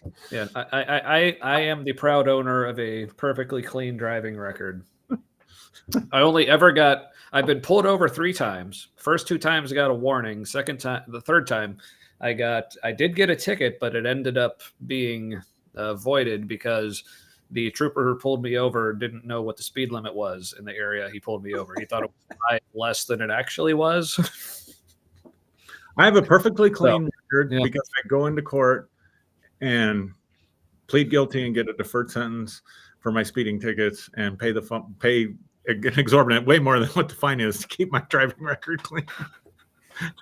Hey, that's one way to do it. No, I think I've only had 3 speeding tickets, but yeah, I don't get the same kind of mercy when I get pulled over. No. I almost went to prison in Kentucky. What? Yeah. Speaking of almost dying. I had forgive me, Father, for I've sinned. No, how long has it been since your last confession? No, I was in a DUI accident. That was my fault. I was the DUI. It was in Kentucky, and I don't remember. Like. Oh, I knew the story. I just didn't know it was in Kentucky for some reason. Yeah. Right near. Shit. Where was? Crap. I can't believe I forget the name of like the little township that it was in, because that's where I had to go for the court date. And it might as well have been called Podunk, Kentucky. Like, yeah, but I got T-boned in the passenger side by a semi on the highway, and I was air carried to UC Hospital, University of Cincinnati Hospital, and I remember waking up in the helicopter, and they were like, "Do you know what happened?" And I was like, "Whoa," and I couldn't talk, and so I started just shaking my head, and they're like, "Don't move your head, don't move your head," and I was just like, "Fuck!" In my head, I was just like, something really, and I just like knew that like I probably shouldn't be alive. Yeah. and then I just repeated, praise God in my head over and over again until I think I passed out, either passed out or just stopped remembering, or recording what was happening. Wow. But like, per a Mythbusters episode about a car being T-boned, actually I think it was like a plastic suit full of pig guts and sensors or water. I don't remember. It was something weird. But basically the G's from getting hit in the side at just 40 miles an hour is like beyond unsurvivable. And I didn't have any stitches or broken bones. I had a concussion, which probably is still causing me like, that's probably making my autism symptoms now like more pronounced than they might have been. But I had a back injury. I went in for like one chiropractor visit, and he was just like, moving all the stuff around. But I was in severe pain before that. And then I went back for the second visit. My mom drove me because I wasn't allowed to drive, which makes sense. And the chiropractor was like, he healed very quickly. It's kind of like, that shouldn't happen. And I'm a little weirded out. Because like I should be doing more things right now than I am, and I'm more just kind of like nudge, nudge, pat, pat. You're good. So that was, yeah. I don't know what to make of that. Like, my grandma said that I had a guardian angel sitting next to me in the car, to which my grandpa goes, "Well, they've been smashed all to shit." That's what my dad would have said. Yeah. For sure. And then he started cracking up because it was like the wrong time to say anything like that. That's awesome. I love your Also, grandpa. completely unrelated, except that this is the grandparents. And back to the Catholic thing from before.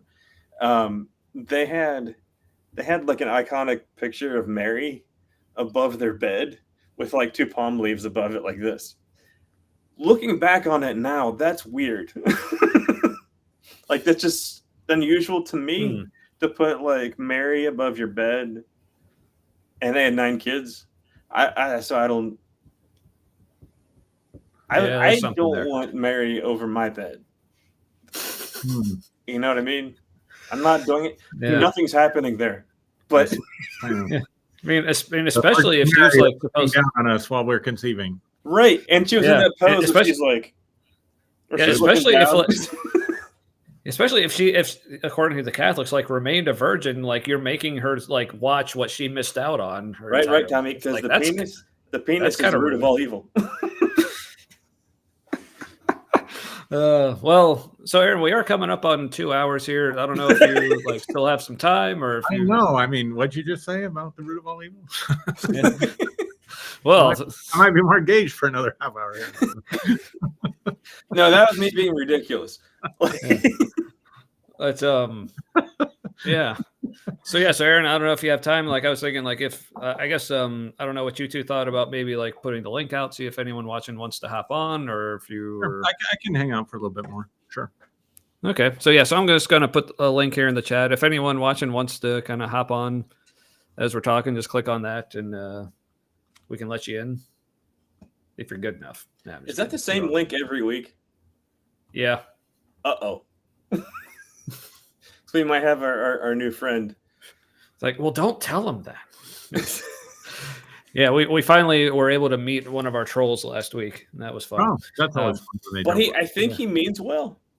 Sure. Well, yeah, he was a nice guy. It's just like, it's an interesting blend of he has a lot of faith. Maybe something he should see special doctors for, and he's a kind person. We have a follower on Phraseology Friday who goes by the handle "Blessed Be He." I think I've seen him pop up there. Yeah. Yeah, and this person that I think is a woman is just constantly like, "You guys have abandoned the light. You've forgotten the light that's in you." You know, it's just, and I always crack up. Like, nobody comes to this decision easily. Nobody like devotes their entire life to serving God and then just wakes up one morning and says, "Fuck it," you know? Right. Yeah. Oh yeah. I mean, because like, just, from my experience, like, people who know my story, like, real briefly, like, basically lost my faith and became atheist right after recovering from stage 4 cancer. Yeah. Which, I mean, that would have been like the perfect time to be all like, look how good God is. But yeah. So, but it just cracks me up. Like, God also almost killed me. Yeah. People on social media, though, it's like, just repent. And I would jack with people. It's like, sure, it's my fault. Yeah. I was kind of an asshole for a period of time when I was going through my anger stage of grief. Yeah. And I'd be like, "Oh my God, that was so anointed. That was so powerful. I see the error of from some stupid comment on Facebook. Like, I see the error of my way. Everybody's tried to talk to me, but this comment, the scales, like they saw, to fall from my eyes, and I see the error. Thank you so much for your power and anointing to bring me back. Wow, what would I do if you hadn't made that comment? It's like, yes, what would I be? The hell again if you hadn't commented on my social media. And the condescension was really the touch I needed. So. Yeah, exactly. Yeah. Yeah, I mean, it's like really, like, come on. Yeah, that's why I found like in my whole journey, especially like coming out of it, as I've like tried to like be like open with people. Okay, here's where I'm at. Here's what I'm thinking. Like, tell me I'm crazy. Tell whatever. The thing I found that like really just sets me off is when people just make assumptions about me. But like as if it's like they're basically talking to me as if they know my story, but like they very clearly don't. Like basically when they start with, oh, here's what you need, but then they like tell me this thing is like, okay, I was there like 15 years ago. You're clearly, yeah. Like that was actually one of my favorite moments of. So when we had Derek on like several months ago, I was talking about this time where this guy like, okay, I was friends with this guy in high school, like literally have not seen him since. So like, a couple decades now. Oh yeah. And as I'm like sharing stuff online about like, where I'm at, he just like messages me out of the blue. He's like, hey man, I just like saw some things you're posting, seeing like you're leaving the faith. I just want to know if maybe if it's just like, first of all, this is like one of my favorite starters. Like, hey, just maybe if it was a result of like some bad theology you heard, I just want to, I'm like, I just want to be the big smart man who tells you the smart things. So then he proceeds to recommend a book by a Dr. Michael Brown. Oh my God. I'm very familiar with him and his work. So this was one of my favorite moments, like when we had Derek on and I mentioned that. I just said, Mike, I said, Michael Brown? And his response was, fuck. Yeah. So that's basically told you for two now that getting that kind of response. Is Google Brownsville Revival and watch some videos, and that will tell you all you need to know about Dr. Brown. Yeah. So Revival. Is it going to trigger me from like my where I thought I was taming demons and I might have just been like hurting mental health? No, I don't think so. Unless you come from like the charismatic world. Yeah. Kind of. Yeah. Well, yeah, but come on. I mean, yeah, it's crazy. They got into holy laughter and all kinds of weird manifestations. I've seen that. Yeah. I've had that happen in another way, not the laughter. Yeah. Yeah. So I basically told this guy, okay, Dr. Michael Brown, like he's exactly like the harmful theology that you think you're talking. Kind of thing. So, let me tell you guys something that I went through when I was deconstructing. So I managed to connect with 3 people during that time. One was the oldest friend I have in the world. Like we went to preschool together. Wow. And we had lost touch, and she just reached out to me out of the blue and was like, she went to Union Theological Seminary, which is one of the top theological seminaries in the world in Manhattan. And then I had 2 friends that were working on a master's degree, and his wife was getting a doctorate degree at Union Theological Seminary in California. So both coasts, right? And I would sit and talk with them. And here's because everybody thinks Michael Brown is this great Bible scholar. And here's the dirty little secret. People who are serious Bible scholars, they don't even fuck with those people. They don't even get invited to their conferences, or they can't contribute to their journals. So what's happened is the evangelicals have created their own like scholarly societies and stuff like that. So it would be like from it's like cosplay. Yeah. It is absolutely cosplay. But what was so cool for me was that I could meet with these guys on Zoom, and I would say, hey, I'm thinking this, or I'm seeing this. And they would tell me that's right in line with the latest in Bible scholarship. Oh, neat. So I had the chance to like really process the deconstruction process with people who were in touch with the latest of what was going on, from a sane, sound biblical scholarship perspective. And so Michael Brown, he gets trotted out, like he was part of this Brownsville revival, which was just full of crazy manifestations they called the Holy Spirit. I mean, crazy stuff. But that could have been their belief or their brains like causing these projections to happen, because we don't know how all that works. Yeah, it was crazy. I mean, I'm charismatic to the bone, and I could tell you guys stories that would freak you out, probably, or make me sound crazy. And I would look at that group and think, you guys are nuts. Like, you guys are phonies. I kind of want to watch it now. 100% emotional. So that's just me, and maybe that's because I finished my beer. But Dr. Brown would trot it out as this great Bible scholar or whatever, and it's just it's cosplay. That is absolutely the word for it. It is absolute cosplay. Yeah. It's As, like as much as I still don't believe in such things necessarily, I still say Matt has the spiritual gift of description. it is kind of like they're in it's kind of like they're like living out an unreleased work of C.S. Lewis. You know, like. So I will say this. I will say See what I mean? And again, I'm feeling myself. So, good. But I Let will it say flow. this. So in my background, so 2008, I got highly trained in hypnotherapy. I've studied emotions in the mind since 2006, daily probably. Up until I think I quit reading the Bible, and studying that stuff in 2020, 2021. But there is a difference, at least for me, between things that are psychologically induced, that are hypnotically induced, and there's a ton of that, for sure.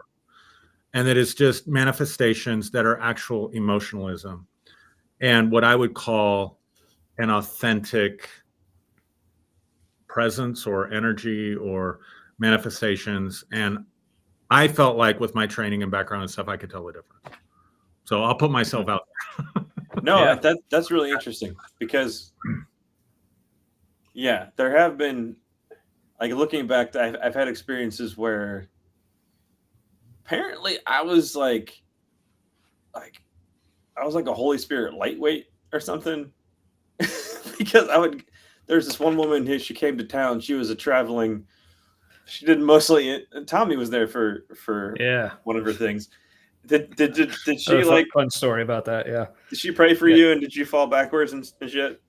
Yeah, I did, but before that, I went up to get prayer from her, and I don't remember exactly what I said I was dealing with at the time, but her thing was she was basically trying to get the Holy Spirit into me, and she put her hand on my stomach, and she was like, "Oh, did you feel that?" And I totally didn't feel a thing at all, but I was like, "Yeah, I felt."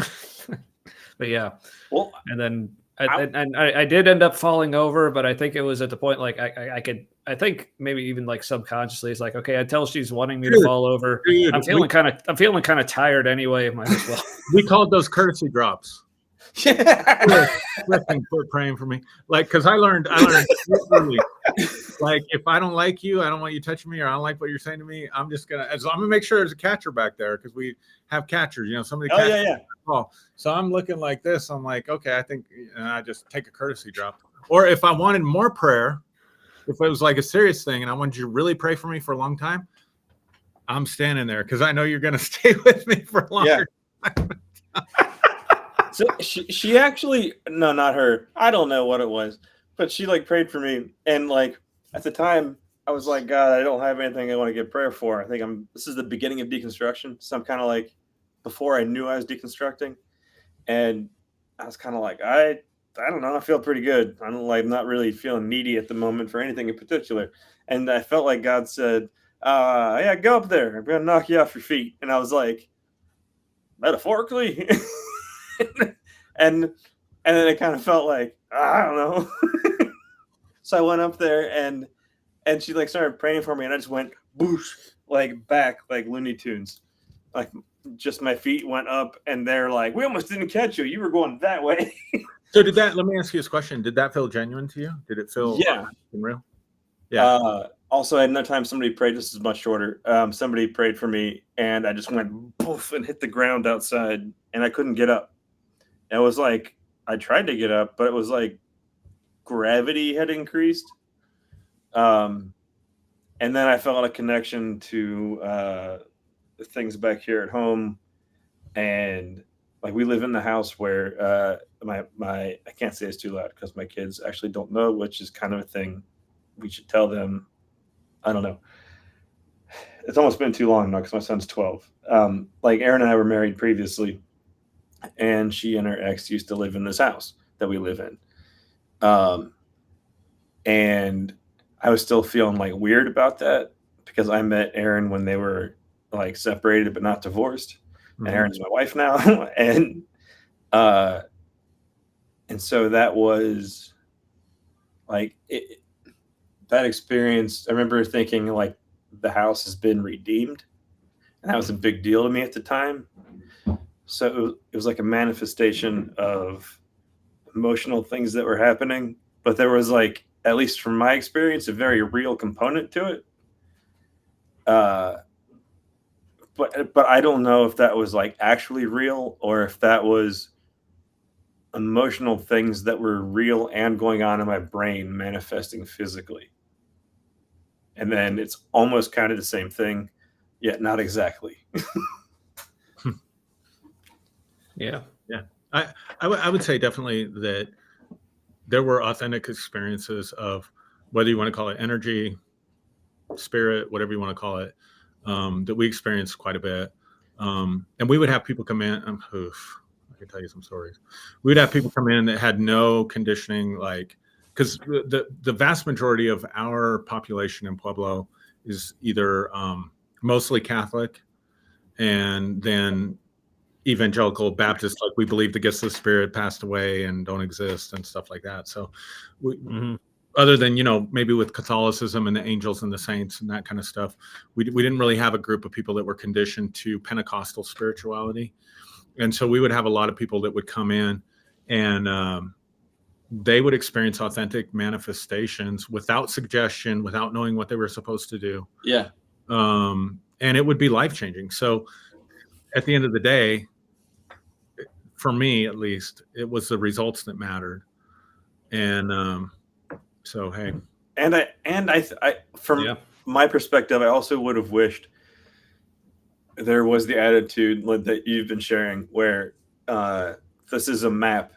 It's not the territory. Yeah. And it was not sold to me that way.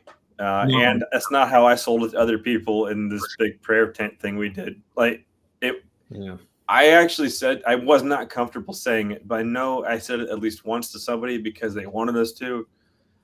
And it's so gross when I do things because people want me to. It's part of my like autistic stuff. Sure. And as I told somebody, like, the only hope I have for you is Jesus. And in my head, I'm going, because apparently that's a good thing to say to you. I disagree, but the people in charge say it's good. And because I like a hope that I have for you is Jesus. I had good experiences with hope for a time, but then I just assumed, because I didn't know there was another option, I just assumed that like the map was the territory. Yeah. Yep.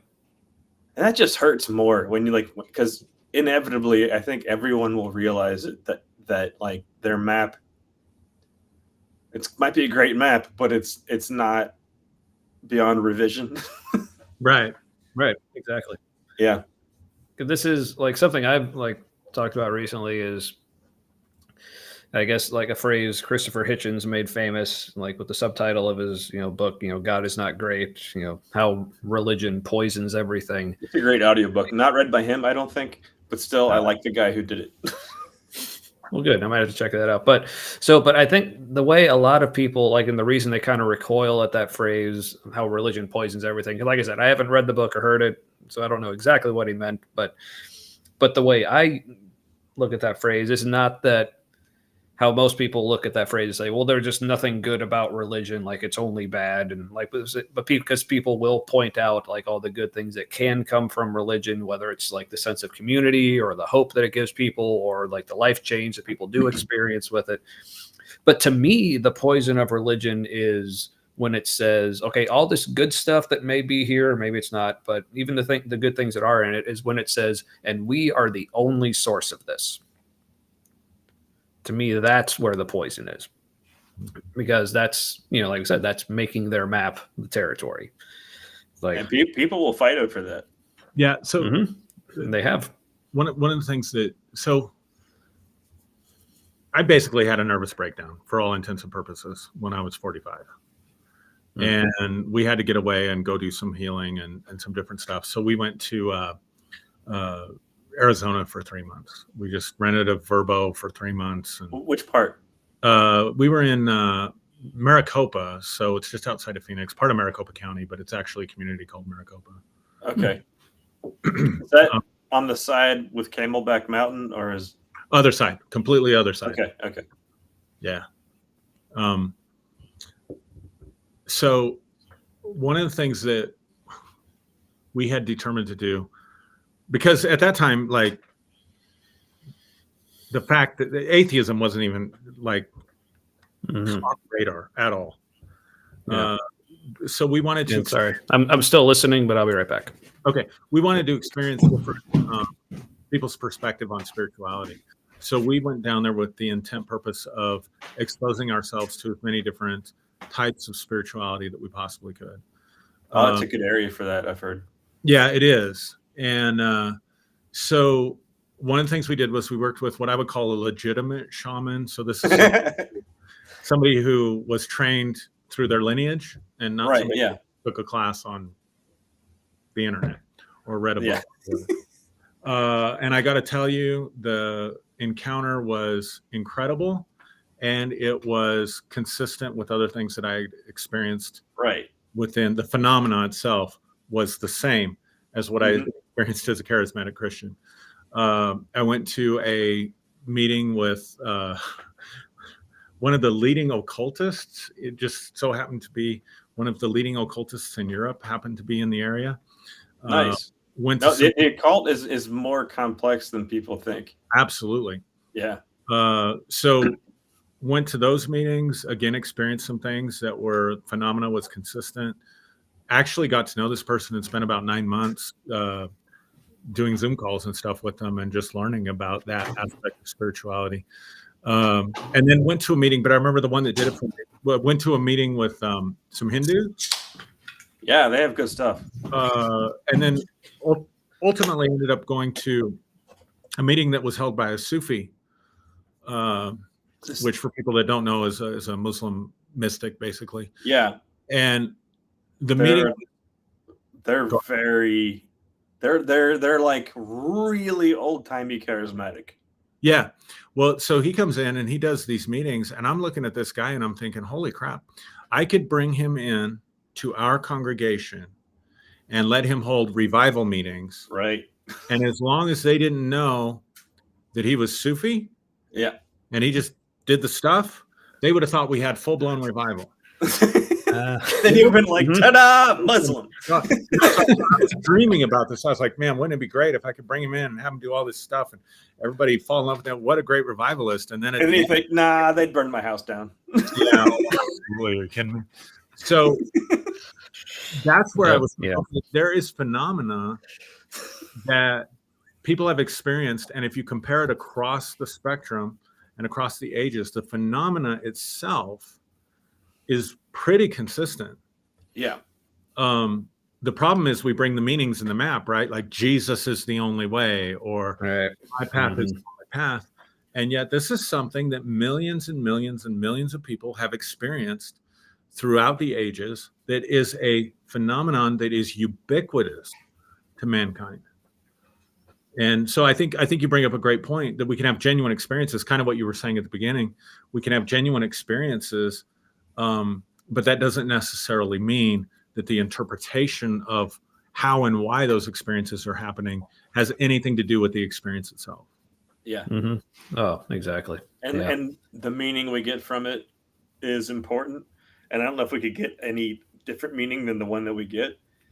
And it's an important part of the experience, but it doesn't exactly tell us what it is that we experienced.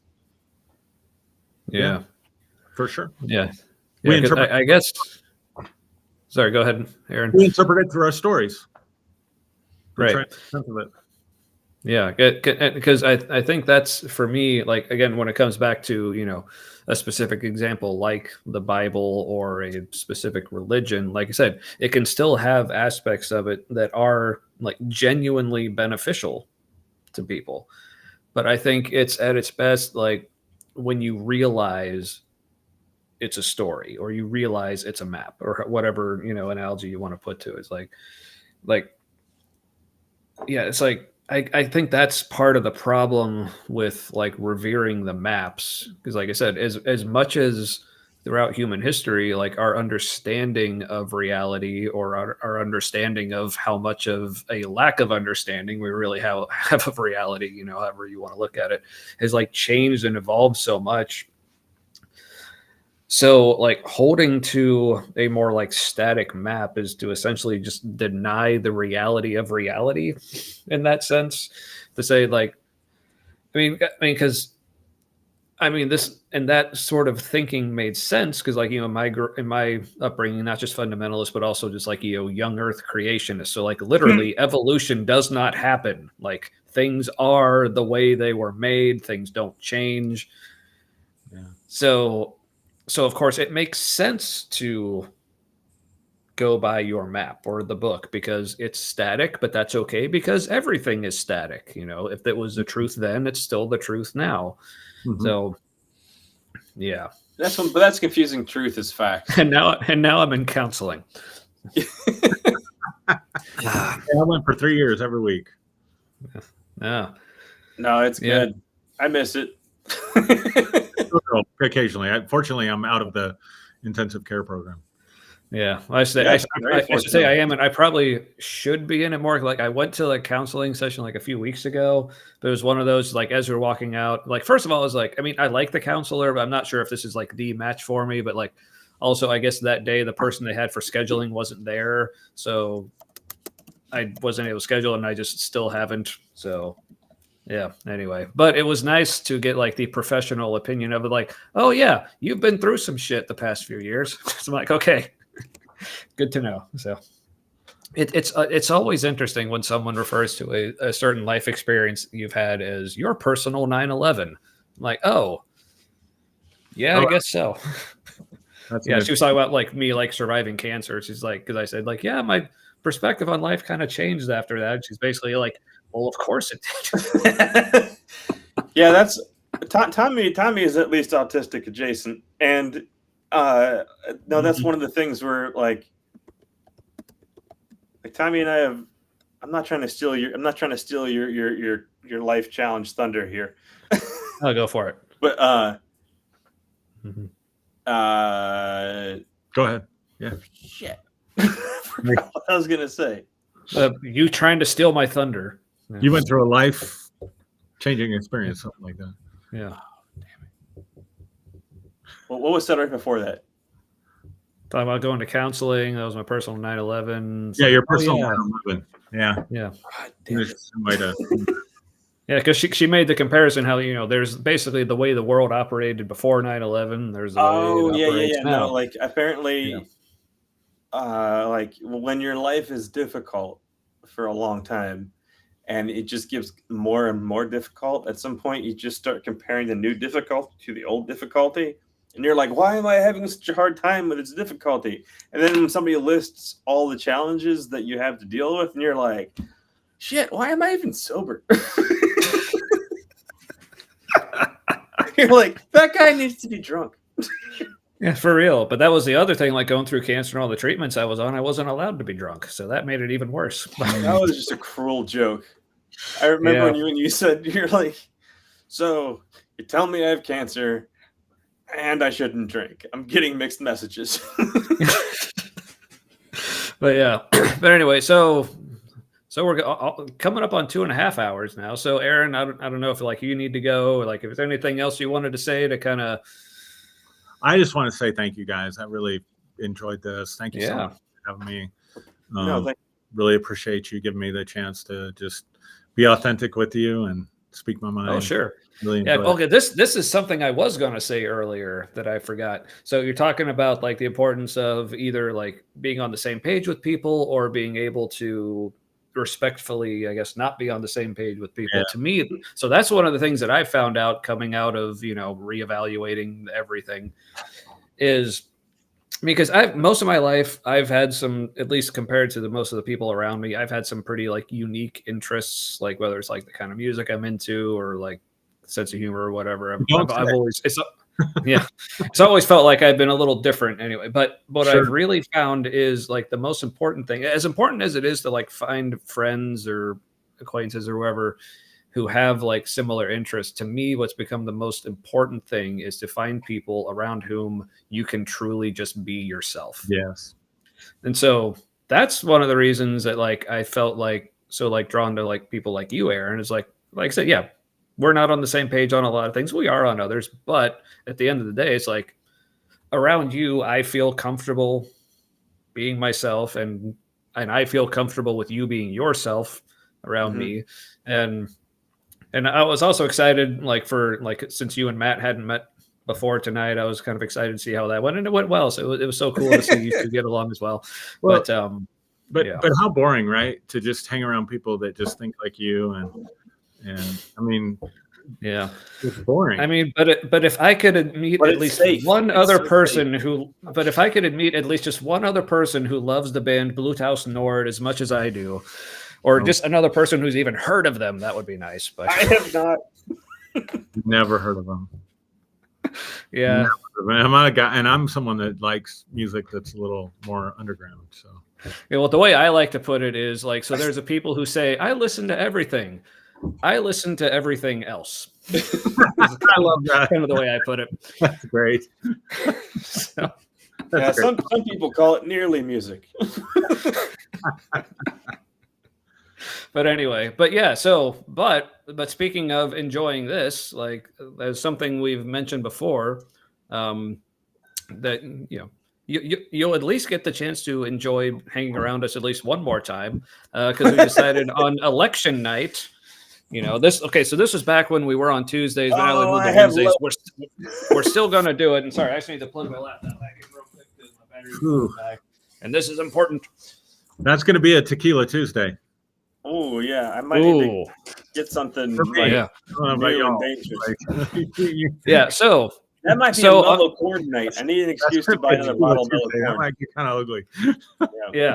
Yeah. So on election night. So that's another reason we needed to have you on before this, because like speaking of our association of other like shows and everything, between like our buddy Jimmy Ligon, Unreligious on Thursday nights, you and Derek on Fridays with Freeology Friday, and then Derek has his Saturday thing, and then you have your Sunday morning live. I was like, the five of us need to get together for election night. Like this just needs to happen. So hey, I just thought we're going to get together for election night. So self-deprecating name. The League of Adequate Gentlemen.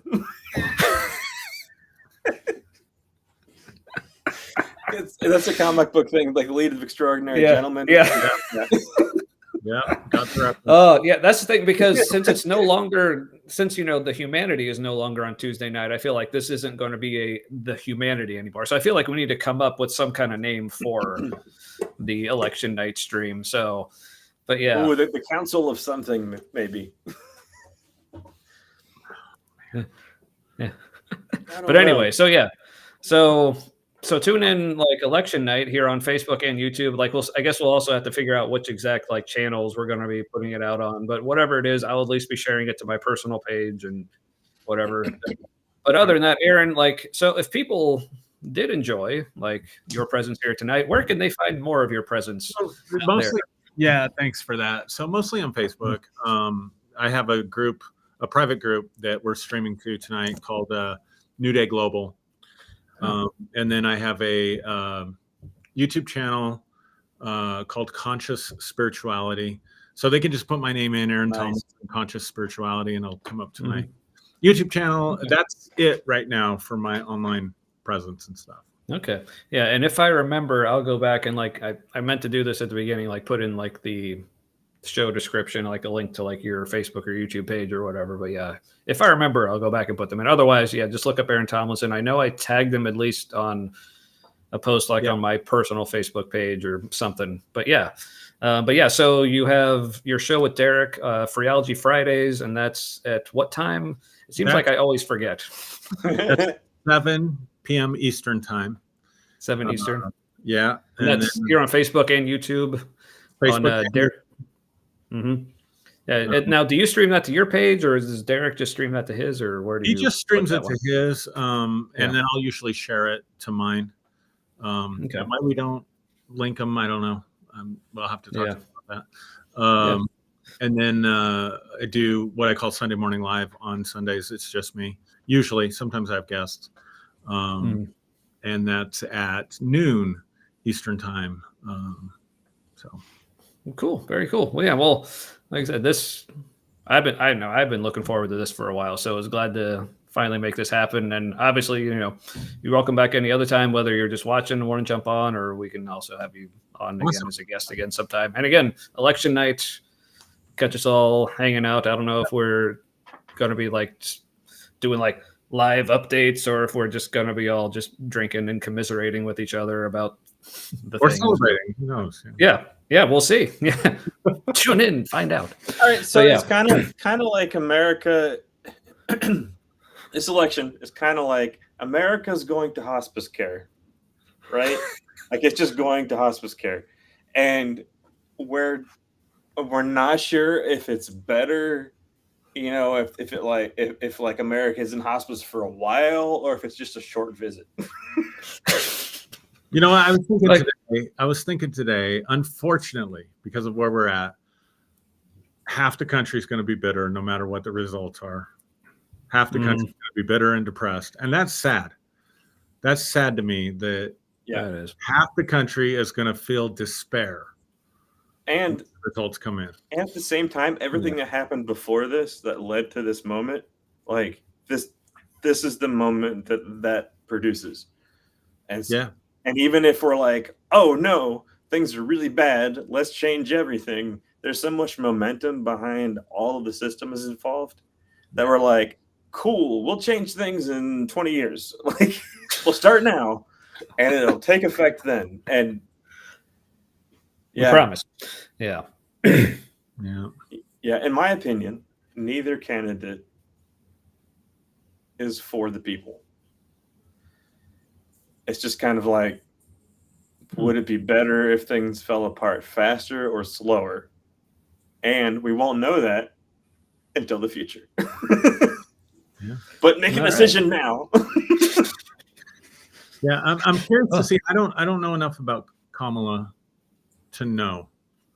But it's been clear to me since 2008, really. Because I mean, Barack Obama was a candidate of change, but he really governed from the center and catered to Wall Street. So, I hope that doesn't offend people when I say that. But there can be good things and bad things about a president. Yeah, so it'll be interesting to see whether she's just another party loyalist, and by that I mean loyal to the interests of the party, or I don't know enough to know. Yeah. Like I said, I still consider myself a recovering anarchist, so I'm only recently back in the game of actually paying attention to politics. So, and meanwhile, I've become sympathetic to the black flag types. So, like I see the all black guys doing protests near the DNC right now, and I'm kind of like, ooh, you have a point. Ooh, I'm not sure if I agree, but you've got some points. Yeah, no, this is breaking news to me. I didn't know RFK was dropping out, but it's probably because Trump. Here's what I'm half expecting. This is what I'm half expecting, not predicting, but half expecting. They're going to kick JD Vance to the curb, and they're going to make RFK Trump's running mate. That is the only way. That is intriguing. But that's and they'll do it after the day after the convention to try to steal the spotlight. Oh yeah, that makes a lot of sense. That's why he's doing it now. That's my theory. That's actually best case scenario. Well, you heard it here first, folks. I want that to happen because Trump is an old guy, right? JD Vance has technocrat fascist money behind him, and they're kind of like his boy. And Trump is old. There's a very good chance he could pass away. Also, he likes to eat things quickly. And so, if somebody were to do something to things that he is going to eat to try to do a little JFK thing, or LBJ was like, oh, I'll step up and do all the things that you want me to do. And it's kind of like where he maybe knew LBJ. What I'm saying is absolute worst case scenario is Trump gets in, incapacitated, something happens in office, he can't presume his duties anymore, and Vance takes over, and he is an absolute puppet for the money. Sure. And that is worst case. If RFK is the VP pick, we've gone full cartoon, and like they can go as fascist as they want, and it's just going to be silly. Like it's not going to be threatening, temporarily threatening, but like overall. I agree. But I think that's why the timing of it. That's just my. Okay. I think I guess if he's not VP, he's going to be Health and Human Services Director. Yeah, maybe something. Yeah, something like that. I think Trump wants to unload JD Vance. Because that was a bad decision just right from the get-go. But can he admit it was wrong to bring him on? Because it was his decision. No, he can't. So so he's got to just off him. So what's going to have to happen is JD Vance is going to have to actually fuck a couch. And someone's going to have to get it on video. It's so amazing that everybody's like, this isn't true, but isn't it great? All right. Well, on that note, yeah. So thanks for entering. What's that? I said on that note, I'm going to go drink now. I mean, shouldn't we all at this point? Even if I was still on immunotherapy, I was like, this is a night to get drunk. Like, I'll apologize to my oncologist later. All right.